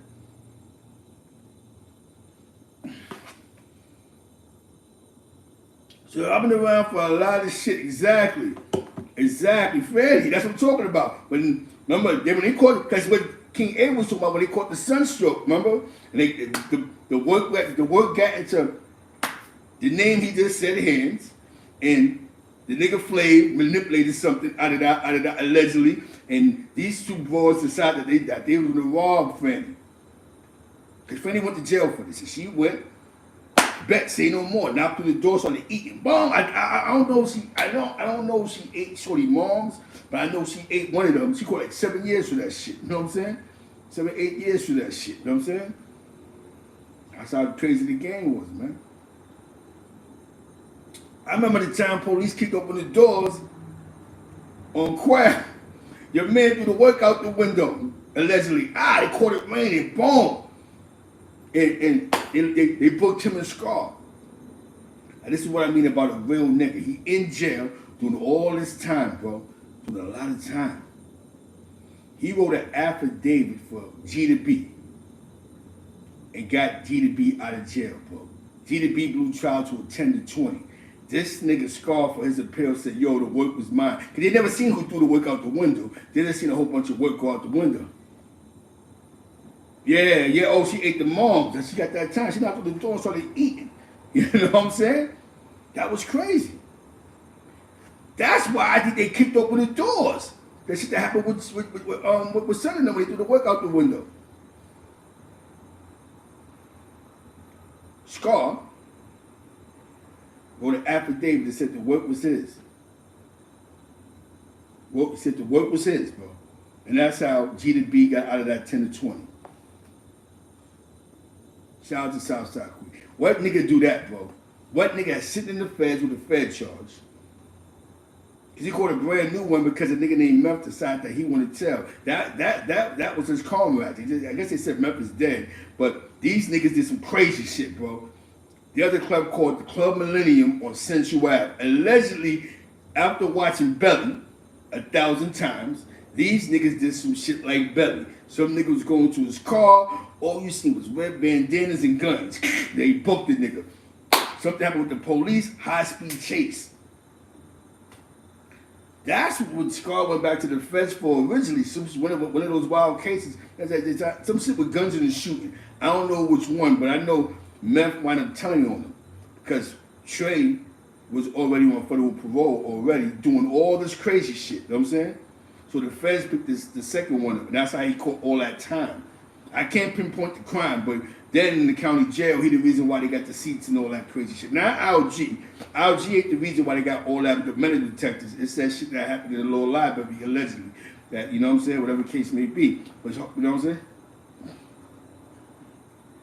Yep, exactly. Join up on you hard. Snatch your beads off your neck, slap you. Get out of here, stupid. So at one point in time, New York was million. It was $500,000, wasn't it? Wasn't it a million at one point in time? This is when he used to play that song in the club Millennium. Some niggas is blood, some niggas is crip, some niggas is thugs, and some niggas is bitch. That $500,000 shit was crazy. That Amani Thug shit with Tragedy. That was a club banger. You saw some 1,000 gang back then. So it's crazy. Noriega. When Noriega dropped the first album, Bloody Money and all this other shit. What? But that Bloody Money shit was like an anthem. That Band from TV shit was an anthem. Sid Jones, you know, you ain't gotta like me to hear this shit, but y'all know you're waking up. Yeah, that was the time. You see nigga come through with mad beads on his neck. Y'all remember that shit? And nigga come through with mad beads on his neck. Niggas start looking around. Yo, he homie? I don't know. He got beads on his neck. The beads is what, yo, come here. Niggas that have it on a G-check for 20 minutes. You be sitting there going, I tell you, and if they're not really jacking how you coming back at them, they look for little shit to hit you with. They go back to the 200s on you. Oh, you better, how about that? Yo, homie, what? You know what I'm saying? So you had to be right. You had to be right. There was no force. Them niggas know in jail. That's why I be like, yo, niggas just keep it funky and stop letting niggas. I know some niggas got YouTube shits is popping or IGs is popping, but just deal with the facts, my nigga. Niggas really couldn't stand around you OG niggas in the yard. Y'all know, y'all niggas know that. Y'all niggas know when they pulled up in the yard as OGs, a nigga had to shut the fuck up and play his position. There wasn't no suggestions or opinions. You know what I'm saying? When you said you wasn't jacking somebody, the whole crowd wasn't jacking them. That's how this shit went. You know what I'm saying? There wasn't no, you might go sidebar nigga like, nah, son, that's my man, he don't mean no harm. But you openly didn't, unless you was somebody, a nigga respected. That's how this shit went. You came to a 9 and they said the nigga was fooled. You sitting there going, okay. What you gonna say, nah, you have to kill him or kill me? You know what I'm saying? Nah, you have to go with the flow. That was the flavor of the month. You may not like it, but that's how this shit went. That's why you gotta find some legal shit to do. See, a lot of people wasn't around for that in the streets, so they don't see it from that perspective because they was in the penitentiary. But it was worse in the streets. I mean, niggas got punched in the head, jumped, chased down the block, hit in the head, punched in the mouth. But they made you come to a 9. You had to come to a 9. But yo, you better come, because if you don't come to the 9, you fool. I'll give you a quick story. Shout out to Book. The nigga Jacob Blood. This little nigga used to make me mad all the time. I ain't no fun. Little nigga got me mad. He had me mad. I'm coming past a spot on, it's a bar. They used to be on Sheridan and Lex. Right? I'm coming up the bar. I see the nigga in the bar who gets on my fucking nerves, son. Make me mad, always want to face fuck me, all this other crazy shit, right? We had words before. I said, you know what, man? I see the homies. I see Jigger and Book used to be on Lex and Orange. So I'm like, yo, son, what's poppin'? Yo, I said, yo, listen, man. I got something for you to do real fast. I need a favor real fast. You know what I'm saying? This nigga in this bar, you know what I'm saying? So they know. So they look and said, no, him. I said, listen, man. I got y'all. They went up in there, they broke the nigga leg. The nigga was tight, he was mad. Oh, is he some bullshit you did? He didn't trust me after that shit. I told him, I said, I'm gonna get you hit. You know what I'm saying? I told him though, I'm gonna get you hit. You know what I'm saying? Allegedly. He cool with me now. I guess he's cool with me now, but every time I see him after that, he just, oh, yo, Zeke, what's up? You know what I'm saying? Because we had a prior issue way before then, you know what I'm saying? Over some politics, you know what I'm saying? So sometimes you gotta show a nigga the power. Like, you know what? Nigga's a game, I look, I say, oh, yo. Shit was crazy, man. Shit, the type of time he was on. Nigga catch you slipping, nigga look at the ball, whoop. Get him. You know what I'm saying? That's where we come from. I'm sorry, I'm bendito. I'm sorry, bendito. We come from that, man. Shout out to Lock and Orange, man. I don't even, you know what I'm saying? King Abel was a dirty game. I seen the niggas, I seen son. I said, I got him. I see these niggas at the quarter. So I'm like, yo, come here. Yo, come on, dude. But what about these little niggas? Come on. See, we know the nigga, man. Like, yo, man, fuck that nigga, man. I got y'all. He went up to the joint. He flipped him around 2-3 times. You know what I'm saying? I was like, yo, you should have seen me. Had my pom-poms on. I was like, go. They was like, yo, Zeke, man, we think we... The next time I see the nigga, he was in the crutch. You know what I'm saying? You hear me? You know what I'm saying? That's all I wanted. See you in the crutch. You know what I'm saying? You hear me? That's it. Dudes call me a dirty nigga for that. Yo, Zeke, that's fucked up. You know what I'm saying? That's, bro, I told him I was gonna get him.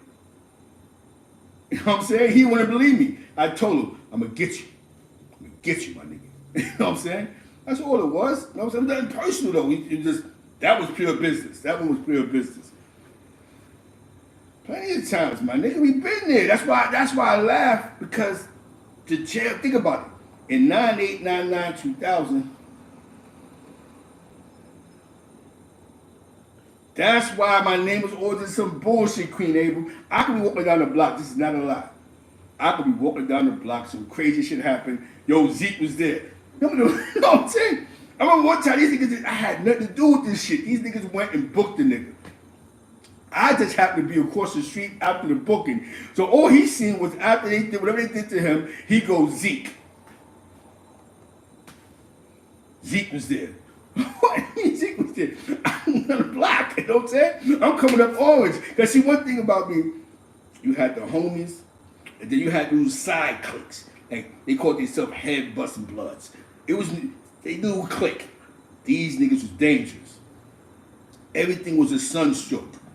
So these niggas on sunstroke time, I fuck with them niggas, you know what I'm saying? There was New York, you know what I'm saying? Everybody had a clique. They had a clique called HBB. You know what I'm saying? Grimy, these niggas is so Wise, I think Wise was a part of that shit too. He knows, you know what I'm saying? That HBB shit had popping blood. Some shit they had. These niggas was on go. Digging pot, all type of, it was crazy. I remember one time we in the Millennium. We shaking, we getting sauce. Then the night, niggas said allegedly, yo, fuck these niggas. And niggas started snatching chains, bro. This is crazy. Niggas just started yapping. Niggas, sunstroke, Niggas brought them shit to the scales. That's what you gotta really, niggas be fronting. Niggas was bringing platinum chains to the cells that was really silver. Like, nigga, you took murder one chances of getting robbed, nigga. You know what I'm saying? I was there for that. It was stupid shit like that I walked around with. I ain't snatching chain. I just happened to be in the middle, go, got to be drunk. Talk about money, I was like that guy from Do the Right Thing, the one that had to stutter a lot. You know what I'm saying? You know what I'm saying? These niggas are snatching chains with hoodies on. Them ABG niggas is dangerous. Shout out to my man Kato, man. They was going to war with them folk niggas in Riverdale, you know what I'm saying? Yeah, shit was crazy, man. The Millennium Club was a part of Albany history. Shout out to, but can't forget about Mobs, Gambino, and them niggas from OSB, the Gambino family, you know what I'm saying? 0850, whatever they call it. Shout out to the OSB. Those are like the first niggas I seen with bandanas talking about the early 80s. You know what I'm saying? You know what I'm saying? Those, the OSB shit, those are the first niggas I see with arms bandanas. They was getting gang affiliations, posts, you know what I'm saying? So like what's poppin'. We talking about early 90s, all OSB, on street boys. Definitely shout out to the OSB Gambinos, you know what I'm saying? Not getting with OSB, you know what I'm saying? Crazy and all them niggas, man. You was outside, you knew. Before niggas had bandanas on, they was the first ones. That's why I respect OG Twin. When OG Twin came on, rest in peace, and his brother was home, he got the niggas on some money shit. He wasn't going to war with the homies. He was like, yo, we're going to get money. The niggas had their cars and all that shit. They started buying their little Akintegras, they little, you know what I'm saying? Shout out to my man June Body from 163rd, you heard?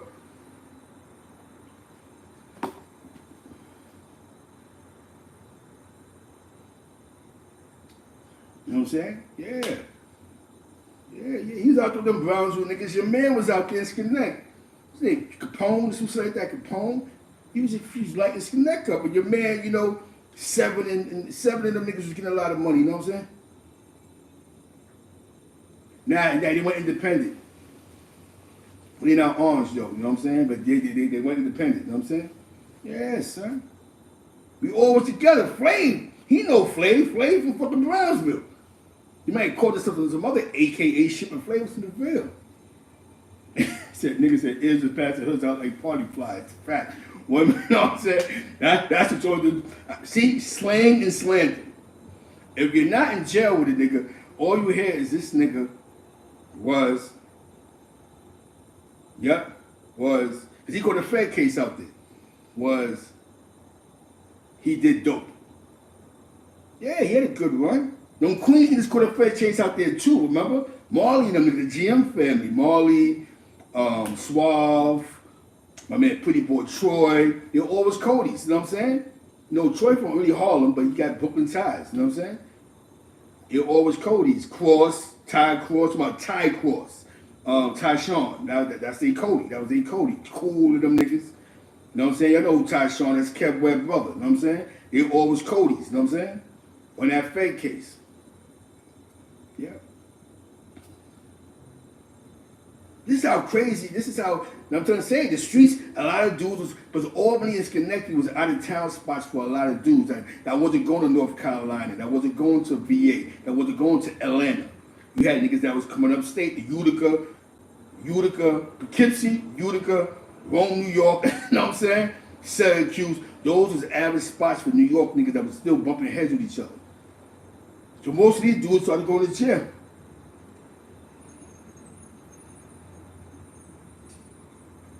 Oh, nah, not that Harlem World, not that short.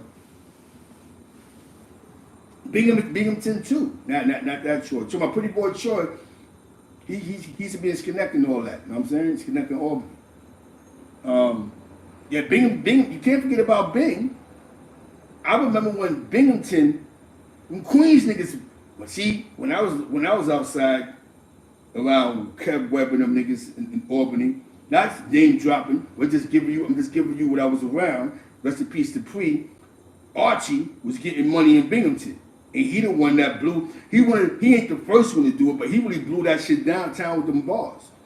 Northside Queens niggas.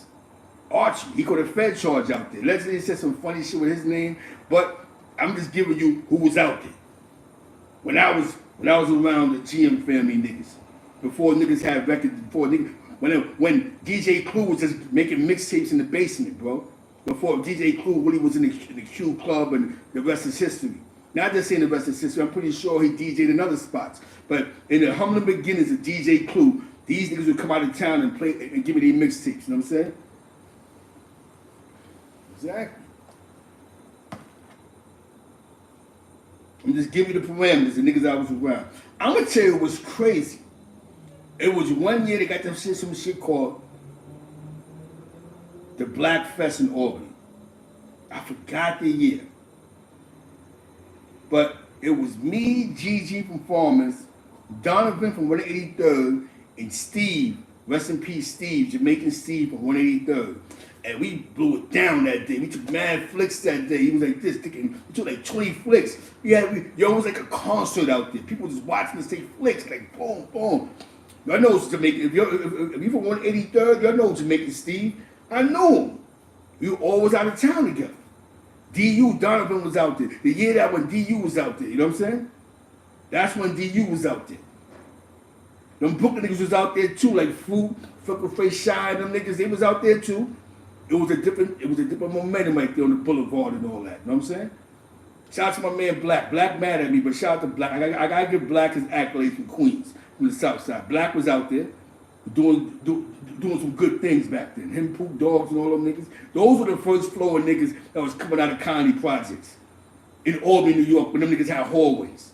They was taking that shit to the top. Him and they crew, you know what I'm saying? Daquan and them niggas and Stephon, funny, you know what I'm saying? The funny foot nigga. Stephon, all those Southside niggas. Them niggas was flooding them that little area over there on Conley Projects in Albany.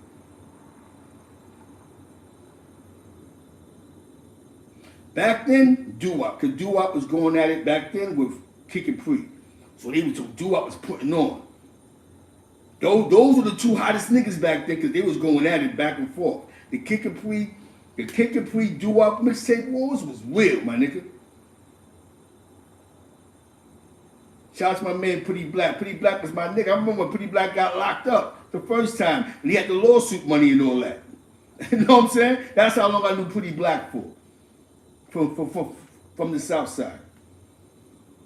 That's how long I knew Pretty Black for. Since the early 90s. We was all in Albany County Jail together. You know what I'm saying? HEJ together. He caught a case in Albany County Jail.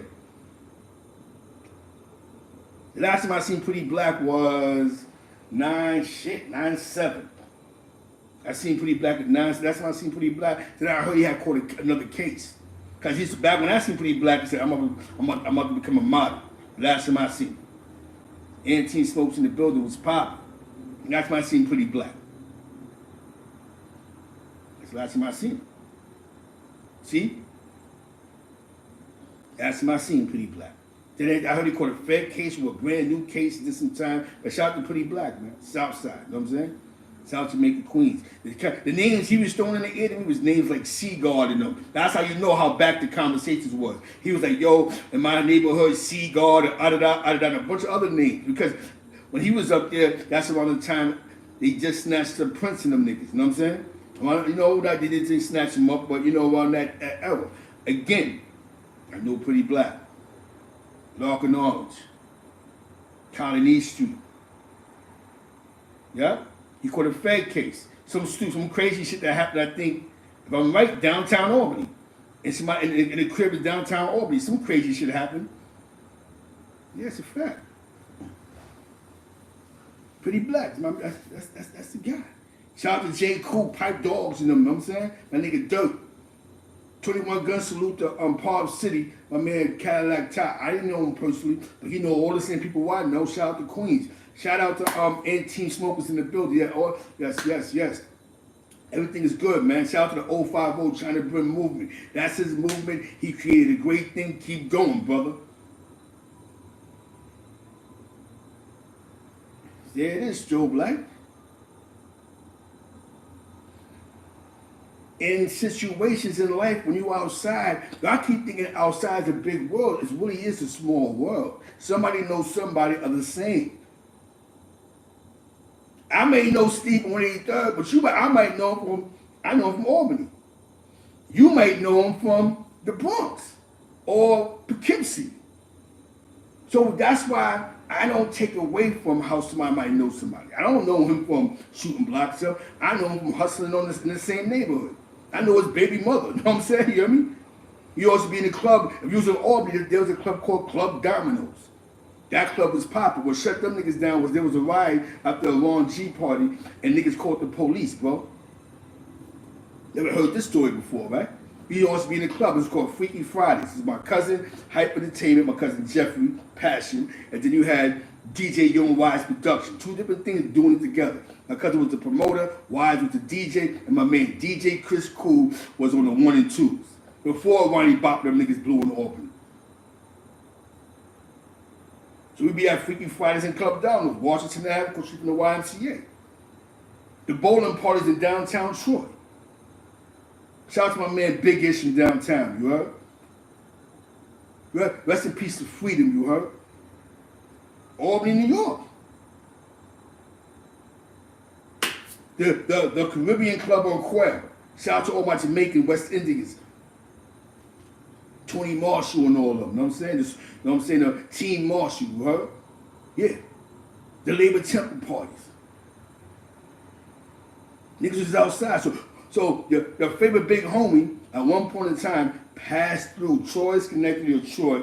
One time, most likely, if they was out of town niggas, one time in their life. Because that's what niggas was doing. They was chasing the bag. It was money. Before dudes was gang related. A lot of your big homies caught cases in these cities and got their time in these cities. The Sun Guard guy, if I'm right, I don't know. There was a Sun Guard that caught a case in Schenectady and caught 45 years of life. Is that the same Sun Guard that Divine talking about? There was a sun guard that got 40 years, but he blew trial in Schenectady, and he went up north. Is that the same sun guard that Divine talking about? I remember that sun guard when he was running around Schenectady. That's when Stanley Street was crazy. Craig Street was crazy. Gun talk, not guns with the dreads, but gun talk, some from the Bronx. The Big Willer, when he was one of the head of the cleaners, he was in Schenectady. The cleaners. He's one of the head cleaners. Those are the names that Pretty Black was bringing up to me. Like, yo, my man's out of that Seaguard and them niggas. You know what I'm saying? So Seaguard was whatever he was. You know what I'm saying? You was in Binghamton, you knew. They said, oh, I remember Archie, because I remember we was having a conversation. My man Gigi, rest in peace, was like, yo, Archie, I went back to the town, and Archie wanted to bring me to Binghamton. And I was like, nah, son, because back then, Smooth, I called him Smooth, but Gigi, rest in peace, he was getting money with Knowledge Born. With Knowledge Born. Knowledge Born got blue trial from 8.5 to 25. That's how I met Fat J, because Fat J and Knowledge Born, they was cool. Fat J was the guy that ran with Boosie B in the rooftop when Boosie B was popping. Yeah, Fat J. When Fat J first came to Albany, he had on the DJ Bad Boy team shit on, because Boosie B was part of Team Bad Boy, the first album. But that was Knowledge Born Man. You know what I'm saying? Y'all know, y'all may not even know who I'm talking about, but y'all know, son, man. Some people know him as Jumel from Harlem. Yeah. Always got money. Good dude, you know what I'm saying? We may have had our little headaches, but I'm giving his flowers today. Real nigga, you know what I'm saying? Knowledge Born Man. They was fucking with Black Just. You know what I'm saying? When he told me his Southside stories, he was like, yeah, Black Just, that's my man. We would fuck with Black Just, because that was Knowledge Born, man. Black Just. Black Just is from the South, you know what I'm saying? Had ties to Harlem. Uptown at that, Sugar Hill section.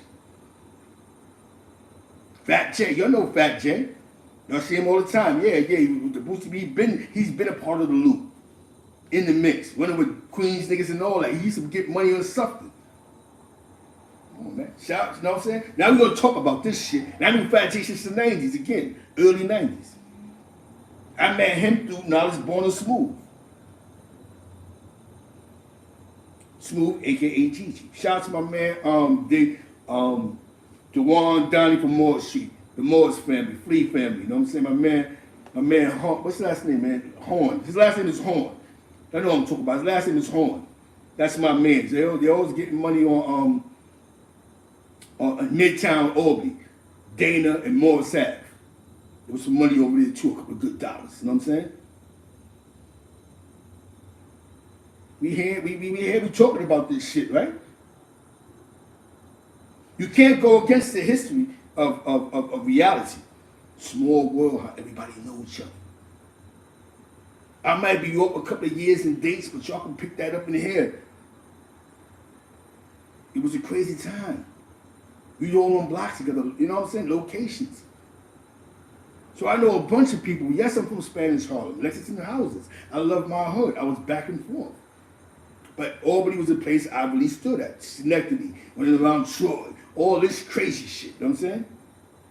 And you bump heads when you're in the street, you're gonna bump heads with what's in the street. Okay. Shout out to the GM family, man. It's funny, shout out to Infominds. Infominds grew up with the GM family, but he's from Queens, Hollis, North Side, right? I was around the GM family in Albany. Teflon Dawn, I spoke to him a couple of months ago. Shout out to Teflon Dawn and all of them. Teflon Dawn, those Suave was on that. I mean, you know what I'm saying? I know them differently. He know them from Queens, J. Cool and them. I know them from over here.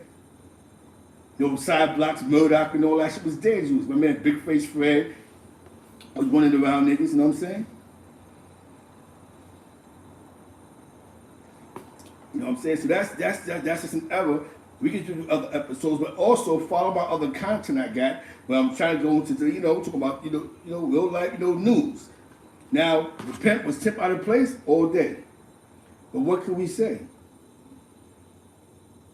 He put himself in that situation. He put himself in that situation, man. You know what I'm saying? So now, y'all get back to civilization. That be the most mad dogs on the check and mad love was popping. So now your way out of the situation can't be, I'm going to do a show and dedicate this to Shot Cross. Let's talk about you and your situation. Shout out to Red Hat Projects, man. Talk about you, just your situation, man. You ain't got to go so much about everything else, about you. I can honestly say this. I never heard, I'm going to go off that topic. I never heard Shot Cross say anything bad about you. Online. Never heard that. Yeah, definitely niggas were scared to go to far lot. Never heard Sean 120 say nothing bad about you online. So this is not a unique slandering campaign. Corey King, he may have got mad at you and went bonkers on you. But the rest of them always fell back, bro. So you know what I'm saying? Don't look at it like, just look at it for what it is, bro. Don't get caught slipping. Don't get caught lacking. Now, back to Infominds. I was on the joint with him yesterday. And Charlestonwhite is crazy. But one thing I'm going to say about his craziness is he's going back and forth, yelling and screaming and talking some shit. Like, you know what I'm saying? Dudes want to, I guess they want to have a conversation with him about what he said about Slim 400 and him dying, how he feel if you a gang member, you get what your hand called for. Why no, basically, the notes I took out of it. Why gang members, why, boom, yo, I'm you know what I'm saying? I kill white people, I rape white women. That's what he said. You know what I'm saying? Me, my team's what we do. But he also said before all this shit that, yeah, that's BIP. Pretty black. It's funny what you just said, Classic. My man, you probably met my man before, right? My man got kids with Pretty Black's baby mother's sister. They in Atlanta. Not day one. How small the world is. How small the world is. You know, you know. You know what I'm saying? That's how. So I don't know Pretty Black personally. I just know about Pretty Black from my man. Yo, da. Yo, my wife's husband should be coming home soon. Da. So that's how I first heard Pretty Black name from Either. Rest in peace, Pretty Black. From my man, that's from Harlem, East Harlem, from Taft. Small world. That's why I tell dudes, the streets are small. You'd be surprised who can get. That's how it's crazy. Like, it's not that hard to really get the drop on somebody. Somebody knows somebody. Now, what I'm gonna say is, ooh, this is a good live, man. Shout out to Whitey Southern Bell, St. Louis. So now Charlestonwhite is going, but he did say some shit before he started going in. He said, yo, I was younger, I used to watch Dolomite, and he was an actor, and he'd be in costume. So what I did was, I became like a Dolomite. So when I be talking crazy, I'm like Dolomite. But, as crazy as it sounds, he has done a lot for the kids that we don't look at. He done had some laws changed, he said, some shit in Texas, some shit federally. His name is on these bills. That he's pushed these agendas for the youth. Some shit where you can't charge adolescents as adults and no type of shit.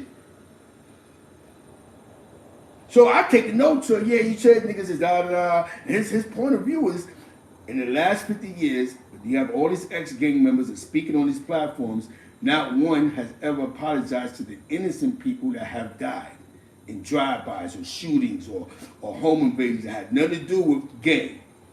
Ain't have a point there because we never seen that before. He's not just talking about New York niggas, just in general. But some people, I think they look at it because they said he was Crip in jail, in which he said, I was Crip in jail, but I wasn't Crip in the street. He said, his words, you'll go back to it. You know what I'm saying? Go back to it. It's on E-Bands. Check him on YouTube. He said that when he came home, him and his boys, they beat up on white people. When they go to war with white people, that's who he war with. And I was just like, yo, but that's your market. He go to war with white people and Mexicans. That's his lingo. He said he don't bang on black people. That's what he said. He don't bang on black people. He bang on Mexicans and boom. So now, what he do is when we try to say rest in peace for 400 Slim, he brings up 400 Slim and the shit that he do. How about when he pissed on the dead homies, or he made a song about the dead homies, or when somebody died, they laughed, or they made memory of somebody. So now I'm just giving them back the same energy. And that's all he does. I don't know why he did that to DMX, but he did what he did to DMX. I don't know why. But that's just, it gives him an opportunity to speak. And he knows how to work that. He don't give a fuck. You know what I'm saying? He doesn't care. So he says what he say that's going to get us emotionally attached. Oh, fuck you bitch ass nigga. Shout out to Infominds for having me on the chat with him. Him and, you know, Whack 100 was there, and Trife Gangster was there, and Stack Stone was there. And, you know, it was getting crazy because Charlestonwhite gonna say what the fuck he gonna say. But I got my 5 minutes of fame. You know what I'm saying? That he just got it, but you know, that's how he feel. We can't like I tell dudes, if that's how somebody feel, we can't just argue them all day to try to make them see our point. That's their point. That's it. You say your point, he says his point, let's move on to another point. Let's not stay on the same point for 2 hours, 2-3 hours. Small world, bro. Very small world. When I met Chopper City, I'm going to keep it small, right? Because I had to touch on everything I tagged in the post. So definitely shout out to Charlestonwhite. Thank you for giving me your 5 minutes of hearing what Zeke Black had to say. Even though you probably took shots at me, your great words of the gang culture shit. I respect it because that's how you feel, bro. I'm grown. You know what I'm saying? He said, I don't bang on black people. He asked me a question, when was the last time I punched somebody white in the face? And it's true, I haven't. You know what I'm saying? In 30 years. You know what I'm saying? He asked me that question. I gotta be honest, I haven't went to war with them. So basically what he's saying is we two different type of niggas. Yeah, Free Vanguard's a fact. He separated the rapper from the, you know what I'm saying? He definitely separated the rapper from the individual, bro. I had to respect that. When he said, when was the last time you punched a Mexican in the face or you shot, never did that. Never went to war with the Mexicans.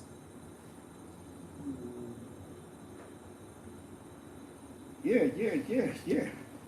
So now what we're going to do now is a defensive mechanism. He's going to do all the dirt he think he got on Shakur out. This is interesting now. GKB wars, but this is something that was supposed to happen 20 years ago when they had the inner GKB shit. So the shit that was kept a secret, he's going to bring to the light now.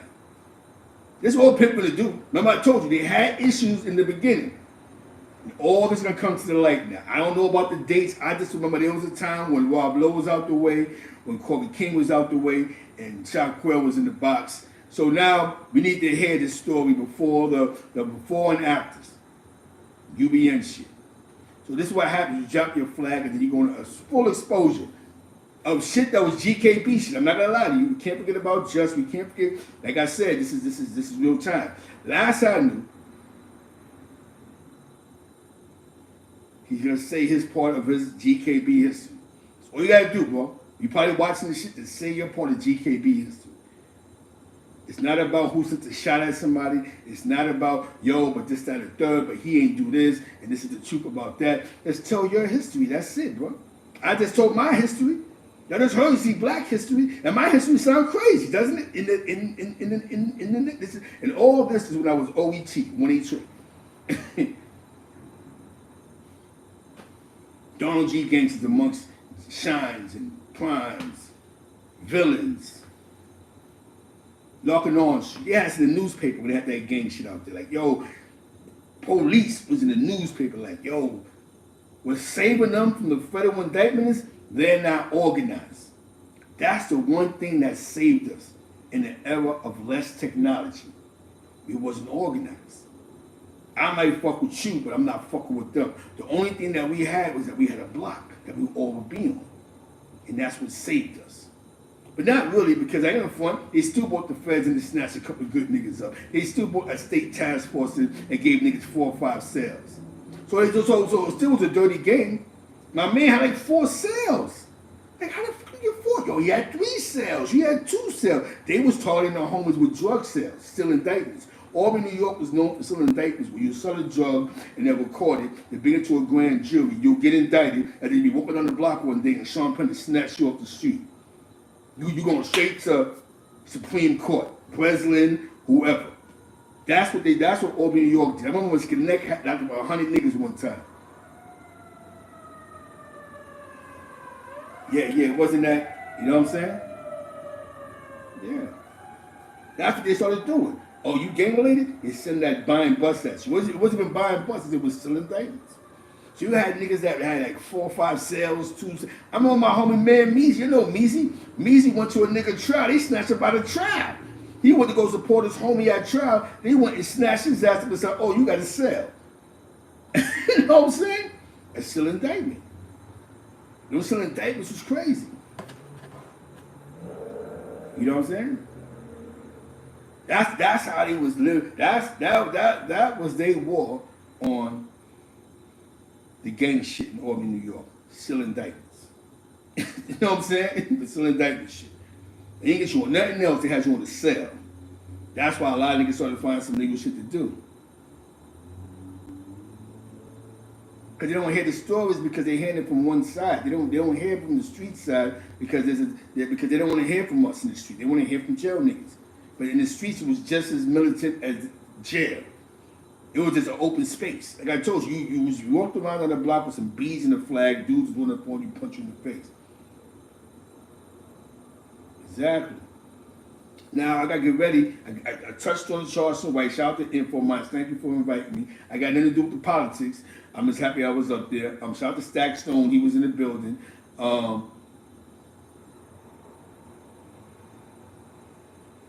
Hit on the nose, what's your jacket? I think Pimp pulled a smart move, dropping his flag. Sometimes being a dub is good.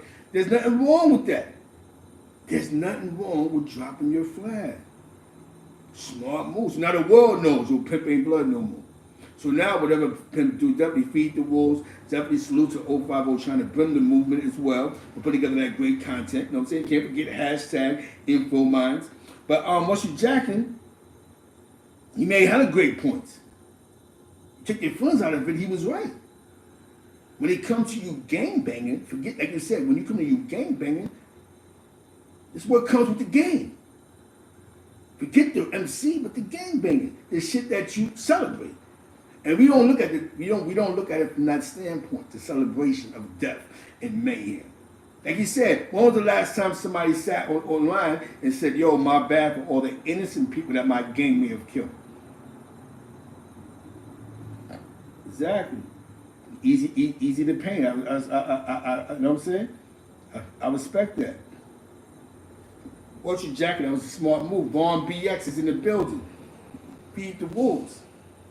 Everybody has a story, right? I'm not the best who ever done it. I'm not in the top 10.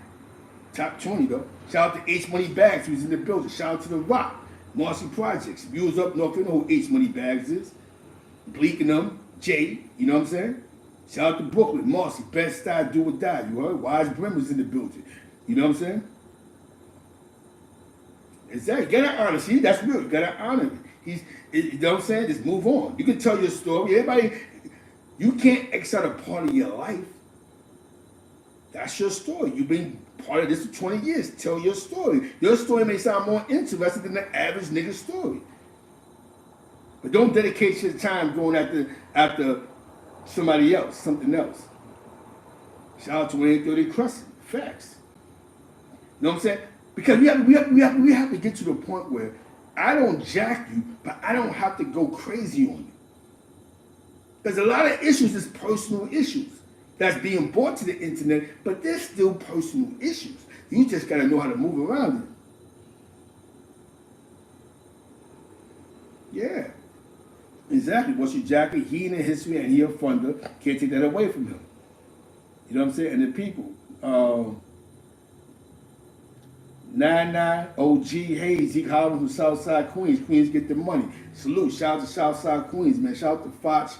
Shout out to my man Old Big Soul. Shout out to Chopper City. My man Butter Black.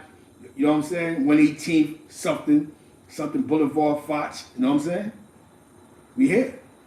My man Tyrone, Mark, Lashley, you heard? We here. Shout out to Queens, man. Shout out to Cuzzo, Old Big Soul, Bust Butt, you know what I'm saying? Cuzzo. Shout out to Cuzzo, Corey Lashley and all that, you know what I'm saying? I was up north for Corey, that's crazy. I was up north for Corey Lashley. Crazy. Never knew he was Chopper cousin until I came home and I said, oh shit, that's cousin. I was in 5 Points with him. Shout out to Cuzzo, man. He's doing all the right things since he been home, man. Got to salute the man. Married, had a dope wedding. I was there, sauce out my mind, drunk out. I was off. It was an open bar. I'm drinking Grey Goose. He had all the good liquor. I thought I was in the club. Yeah, it's a different game, man. But I gotta have to get myself ready for work. You know what I'm saying? 118, 40 P's. Exactly, it's a fact. That's what before I left New York, those are the people I was around. Before I left New York, those are the people I was around. Young boys be out there, the realers and all that. You already know the realers out there. You know what I'm saying? They good people, man. They always show love to me. I'm gonna tell you, and this is why people attach themselves to love, right? What's his name's son used to be out there? Remy Mar's son used to be out there with them sometimes. You know what I'm saying? Remy Ma, you see him out there all the time coming through, you know what I'm saying? A lot of niggas don't know. He has a lot of strong ties to Queens. Remy Ma's son. You know what I'm saying? Has to be right over there. Got the barbershop, the gambling that kid, you know what I'm saying? A lot of things is going on over there. You know, shout out to Southside Queens, man. You know what I'm saying? Shout out to Bino on Linden Sufton, right? Bino, the Blazer. The Blazers over there, you know what I'm saying? You know what I'm saying? Shout out to Bino. I've been in spots with him. Small world, I can tell you, the world is smaller than what the fuck you think. You know what I'm saying? It's smaller than what you think. Right by McDonald's, across the street. If you know, you know. Right across the street from Family Dollar. Ah, man, come on, man. It's popping, man. It's popping. We here for the people, man. We ain't got to go back and forth. Everybody, your own history tells you who you are. I could tell a story out of having to throw slang and slander on somebody. I think you know what I'm saying? Yeah, but the reason why he doing the South Side ain't got nothing to do with the story of projects, you know what I'm saying? You know what I mean? Not in a bad way. It's just that the people here around, they from the South Side, you know what I'm saying? Had nothing to do with the story, you know what I'm saying? Had something to do with the South Side. It's a family thing. Don't forget, by where parole is at, what's that, 16162 or 164? And what's that? Jamaica Ave. Papoose daughter owns a salon out there. You know what I'm saying? She got like a salon over there. I forgot the name of the salon, but Papoose daughter owns a salon over there by like 164, 168 with Jamaica Ave. Over there, yeah, over there. You know what I'm talking about? Yeah, she owns a spot over there. You know what I'm saying? So definitely, shout out to that, you know what I'm saying? Shout out to that, you know what I'm saying? Make sure you never know who be around, who know who, just because somebody will explain that 55 times. You know what I'm saying? Definitely, seem to be in the building, man. With that being said, man, you know, shout out to Southside Queens, shout out to East Harlem, Washington Projects, rest in peace, Aunt White, rest in peace, Superman. Yo, heck, what up? My nigga Big Head Mikey, what up? You know what I'm saying? The little homies, killer blood of them niggas. What they trades, right? Killer blood and little YG. You know what I'm saying?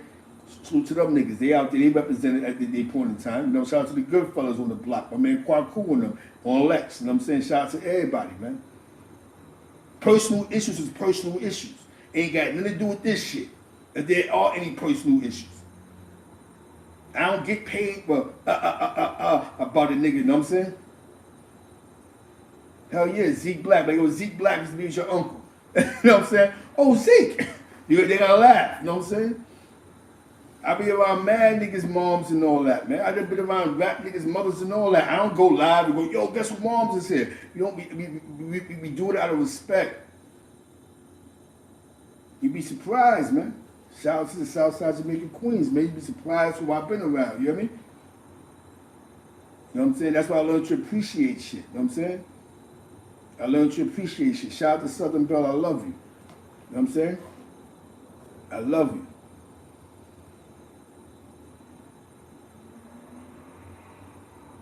I've probably seen him before, ChynaBrim. Love you. You know what I'm saying?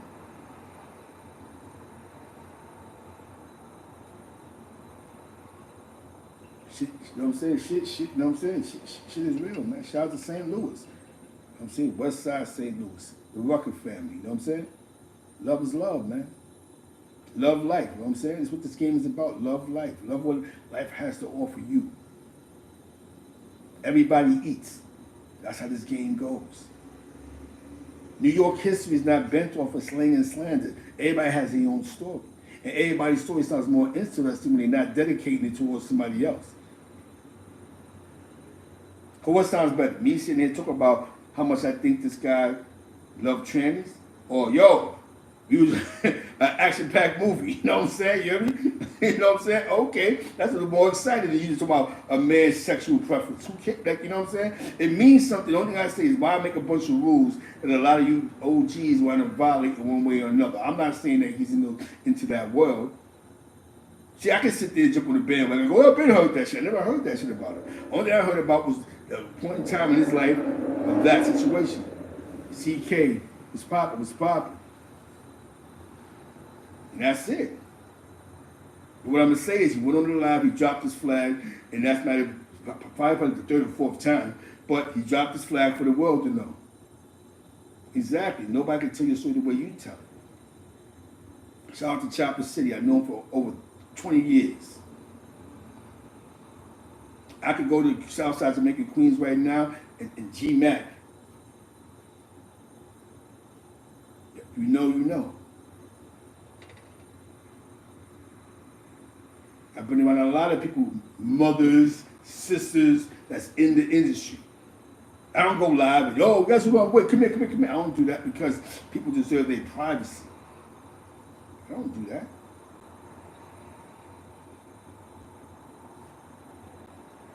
I don't want to be nobody else but Zeke Black.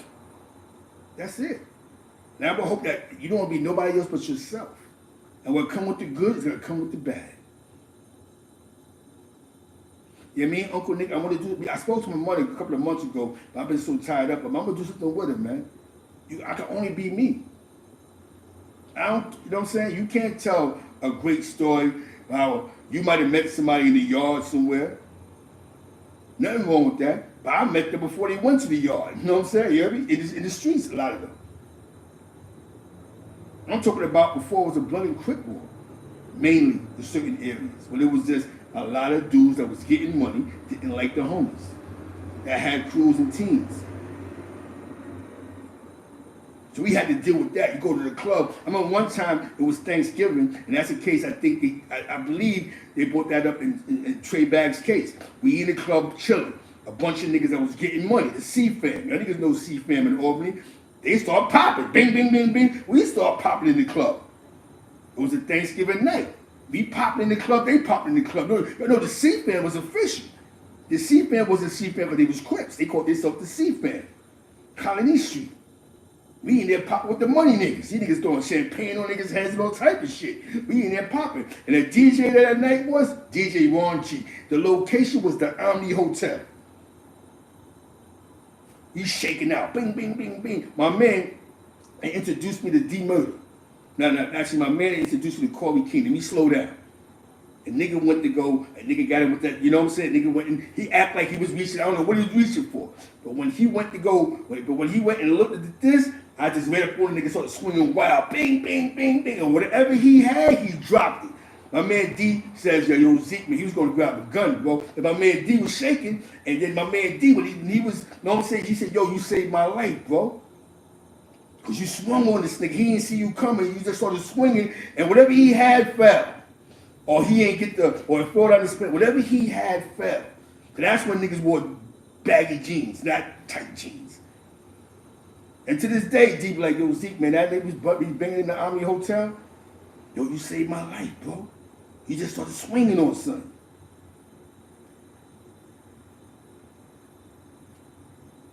That doesn't make me a gangster because I saved my man's life.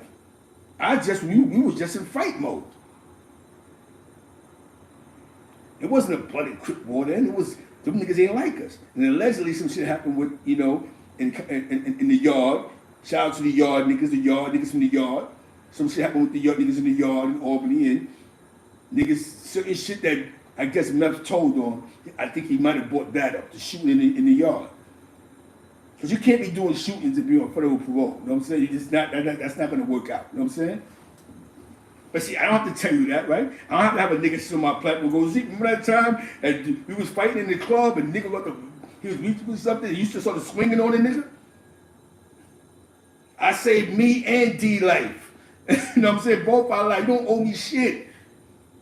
You don't owe me shit. So I won some, right? That's a win, right? He walked away alive. He wasn't able to shoot. He was able to get out of there. I think that's a win, right? Top of the morning. What's Papino? I think that's strong, right? That's like going gun for gun in the yard, right? The difference was I didn't have a gun.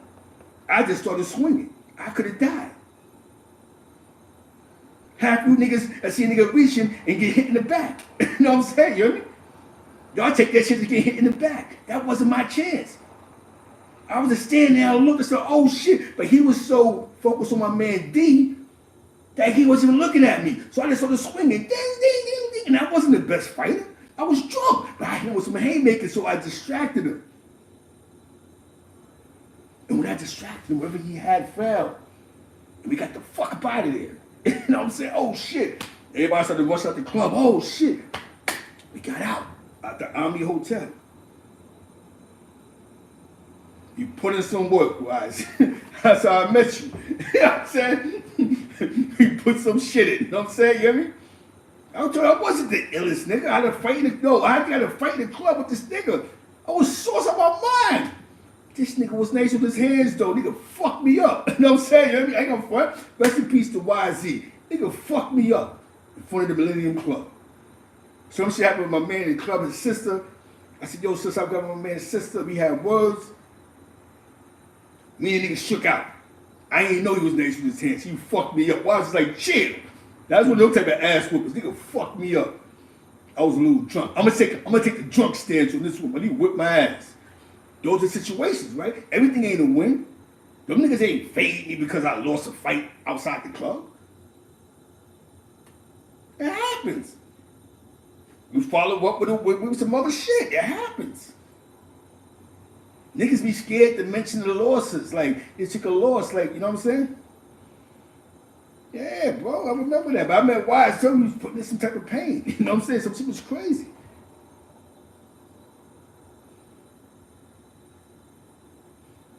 It's nothing, bro.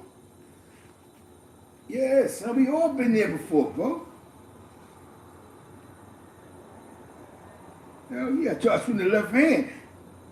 The biggest win that night was my man D alive and I'm alive. Just imagine if we would have ran, started running and let him reach.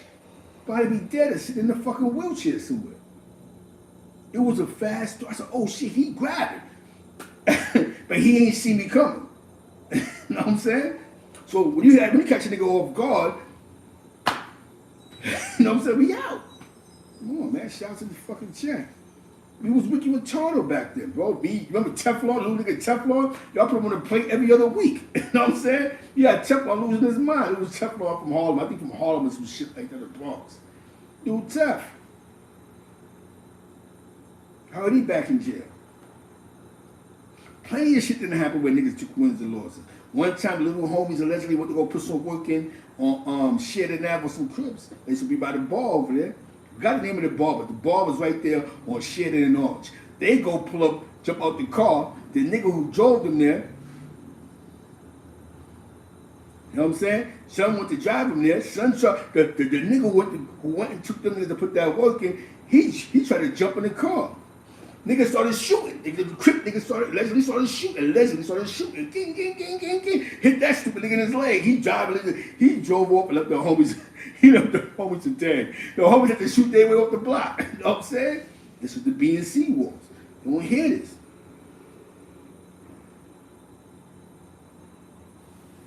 Yes, there's a bunch of them, bro. They got caught. They went to go put some pain in over some shit that happened with the homie. You know what I'm saying? Them Crip niggas took some shots. Yeah. That's why I respect what old boy said. Not because he was talking last night. I gotta get ready to go. But because, true story, the homie's baby mother had some words with some Crip niggas. Name OG, salute to the 999 drop. She had words down the block with these Crip niggas. Exactly, there was none. Then the Crip niggas just came out of nowhere. 2001, Dr. Dre, that was a crazy year. Niggas was like, oh shit, everybody want to be Crip. That's when Purple and niggas was out there, the Rolling 60s and all that, you know what I'm saying? Yeah, you know what I'm saying? I'm just giving you the parameters. The niggas he was going at it with them 60s. At that time, he was going at it with the 60s in Albany. The Rolling 60s in Albany. It was up top and he was on Grand Street. Allegedly. The 60s. That's the first Crip hood that we went back and forth with. The Rolling 60s. And they was really connected to Cali. That's the fucked up part about it. You know what I'm saying? You hear me? I think that somebody that was the OG us from California.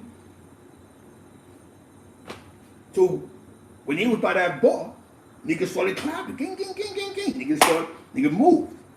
The homie was like, you get to shoot our way out this shit. What happened? We in the club, son pulled up. We had to flip the clip on him. He was doing too much anyway.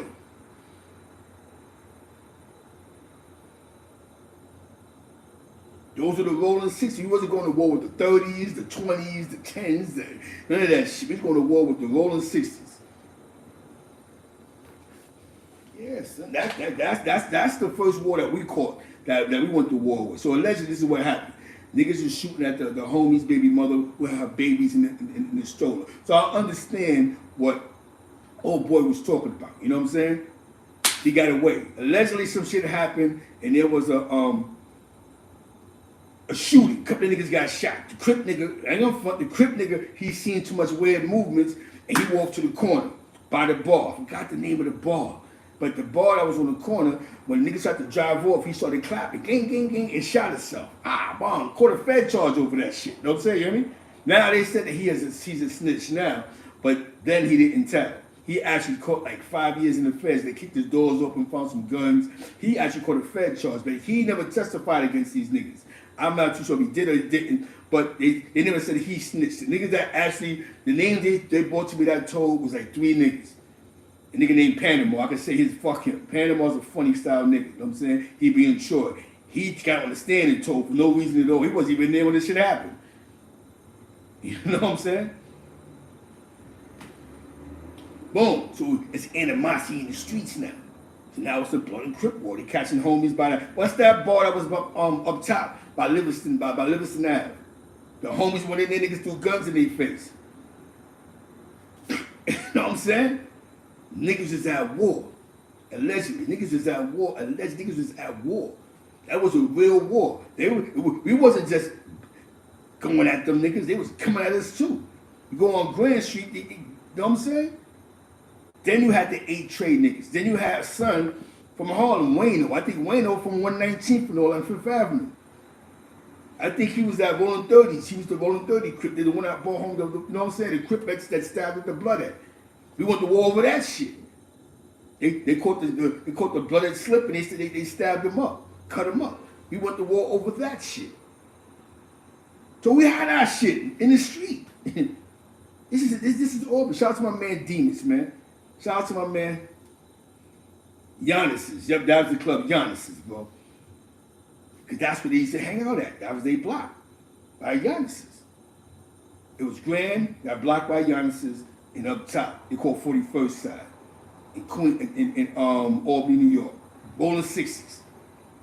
Wayno was with us on the block. He was Rolling 30s. He said that shit from Harlem. But because Bolo was his cousin, and Bolo was to be around us from Harlem. You know what I'm saying? If you know, you know.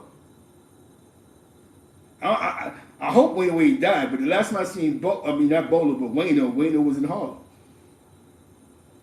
Seen him uptown. If you from over there, 119th, 118th, you know what the fuck I'm talking about. Wayno, Rolling 30s.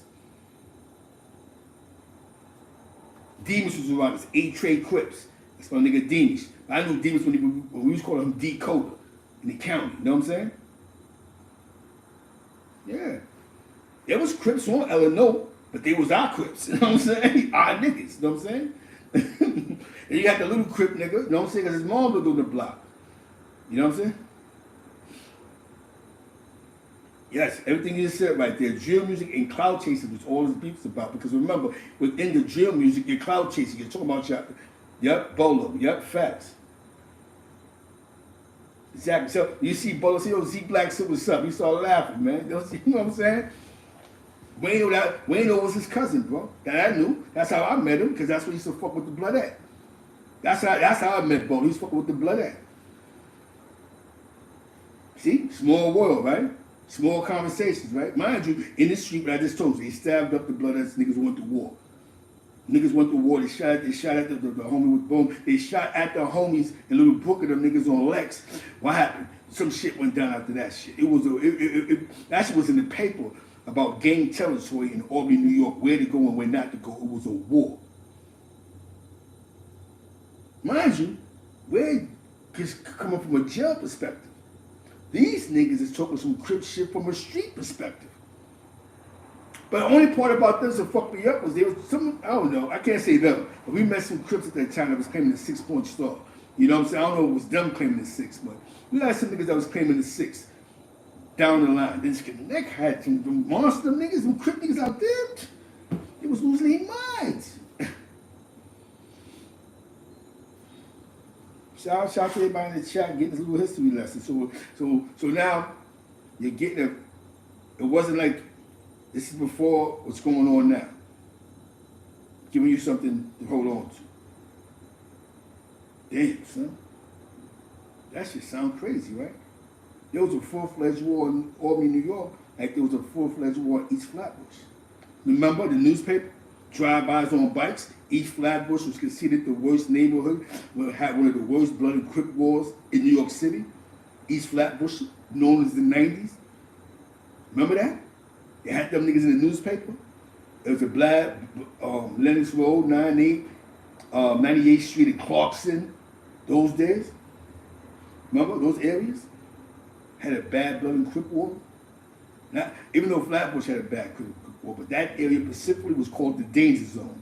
East Flatbush, the 90s. Because really, like East Flatbush, then you got Brownsville. The 90s is really, to me, Brownsville, but some niggas may say that's East Flatbush. That was a bad B and C war. Now, this is how crazy this is. While they had a bad B and C war in the 90s on East Flatbush, there was a bad ABG wars versus the folks in Garvey and Riverdale Towers. Yeah, remember that sound that shit with Monster, them niggas in, what's her name, man? Fingers. One of them niggas over some shit that happened with Chi did. That's what I'm saying. Y'all niggas, that turned into a situation out there. Some shit almost went down with you know what I'm saying? So while y'all think niggas was in the street not putting in no pain, you bugging. Oh, he told on? I thought Son did. I ain't no bloody Crown Heights told on him. I thought when the statement flew around, they said it was Son. I ain't no Son told on Monster.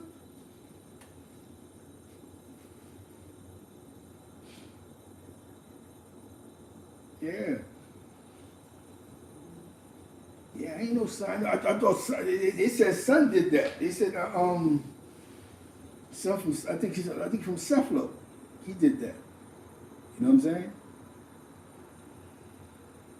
They said when they was, but you was, hold up.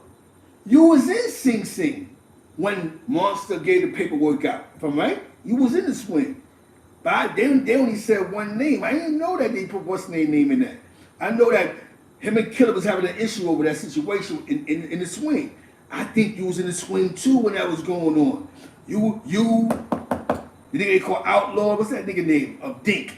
All y'all was in the swing at that time, bro. And Black was there too. Y'all all was in the swing. Cause that's when Killer was going at it with such and such over that situation with the shooting shit. And that's where he put the paperwork up. You know what I'm saying?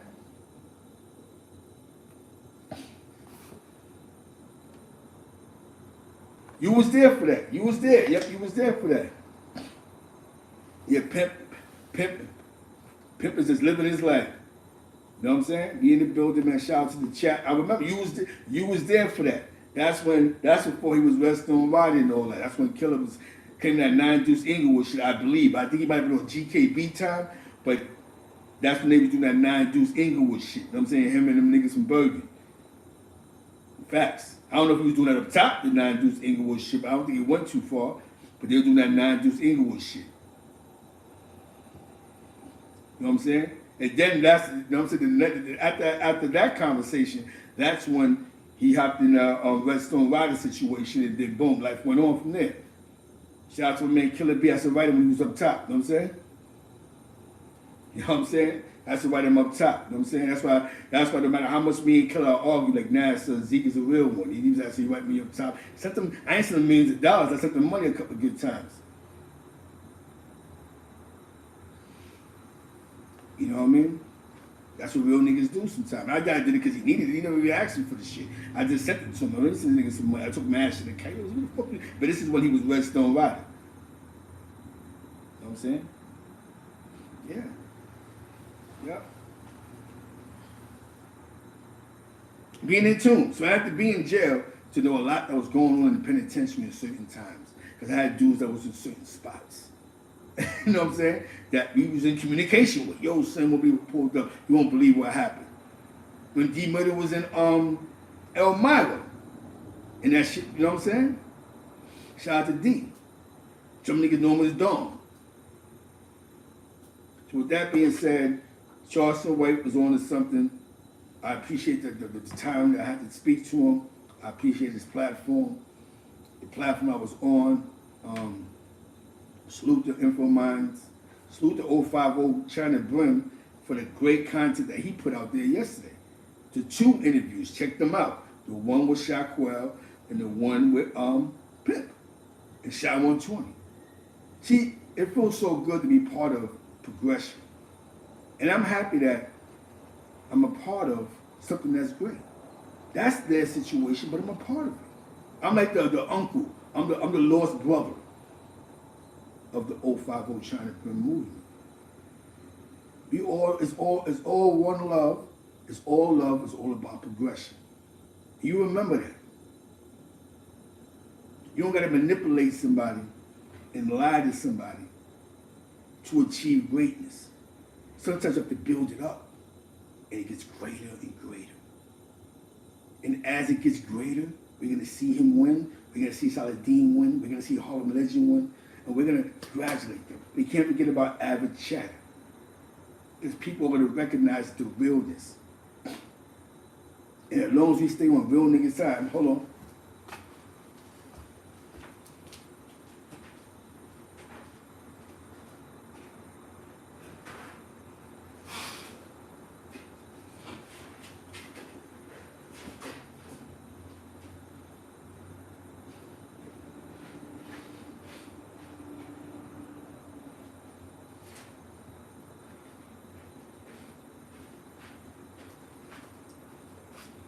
So as long as we stay on real nigga time, we'll always win, man. Want to see your brother win. Content is content. As long as we don't involve us and entrap ourselves in the content, there's nothing wrong with it. You make a show, we do this, and then if I feel like you're on my platform and you're not really representing yourself, we're not here to go back and forth about past content. That's it. We move on. It's either true or false. But one thing I'm going to say is, we're showing you how African Americans can work together for a better good. Everything ain't about money. Something's about you see the potential with somebody. Somebody has something. They just need the door open. And when that door open, voila. 050 China the movement. Hottest thing online right now. You gotta congratulate that man. Crown Courts TV. Gotta congratulate that man. When I first had a conversation with Crown TV, he had 1,500 subscribers. Crown Courts TV got over 100,000 subscribers in less than a year and a half time. Congratulate that man.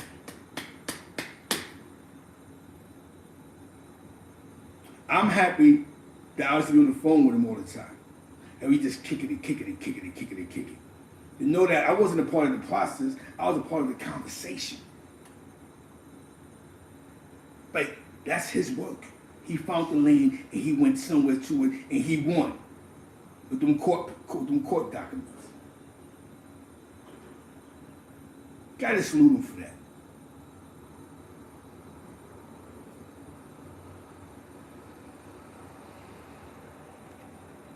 We got some good African Americans that just want to see people win. And that's how that shit go, bro. Love, loyalty, honor, and respect. Remember that. Remember that. This is a business, not a game. Pimp, tell you your story now. Minute you, all ears. With that being said, let me get ready for work. It's the things I like to do. Now, I appreciate you. With that being said, peace, love, and unity.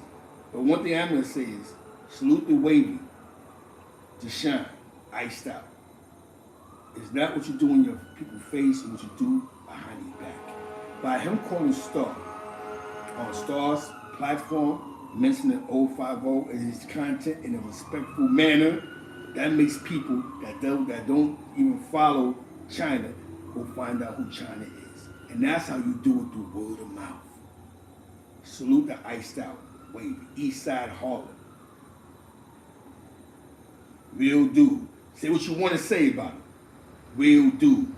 Went to another platform that had probably 2,000-3,000 people in at that time and mentioned some type of content that's going to make people look for 050 ChynaBrim. He did that for free. He didn't have to do that. He just could have mentioned Pimp situation and not mention where the source came from. But shout out to YouTube Bloods for first putting it out there. You know what I'm saying? We care about YouTube Bloods. And I appreciate Wise Brim for pulling up and us having this conversation about our time in these deadly streets. Shout out to the whole Albany, the 518. Shout out to my block, East Harlem. Shout out to Brooklyn. We all for the win. Shout out to St. Louis, West Side St. Louis. That being said, peace.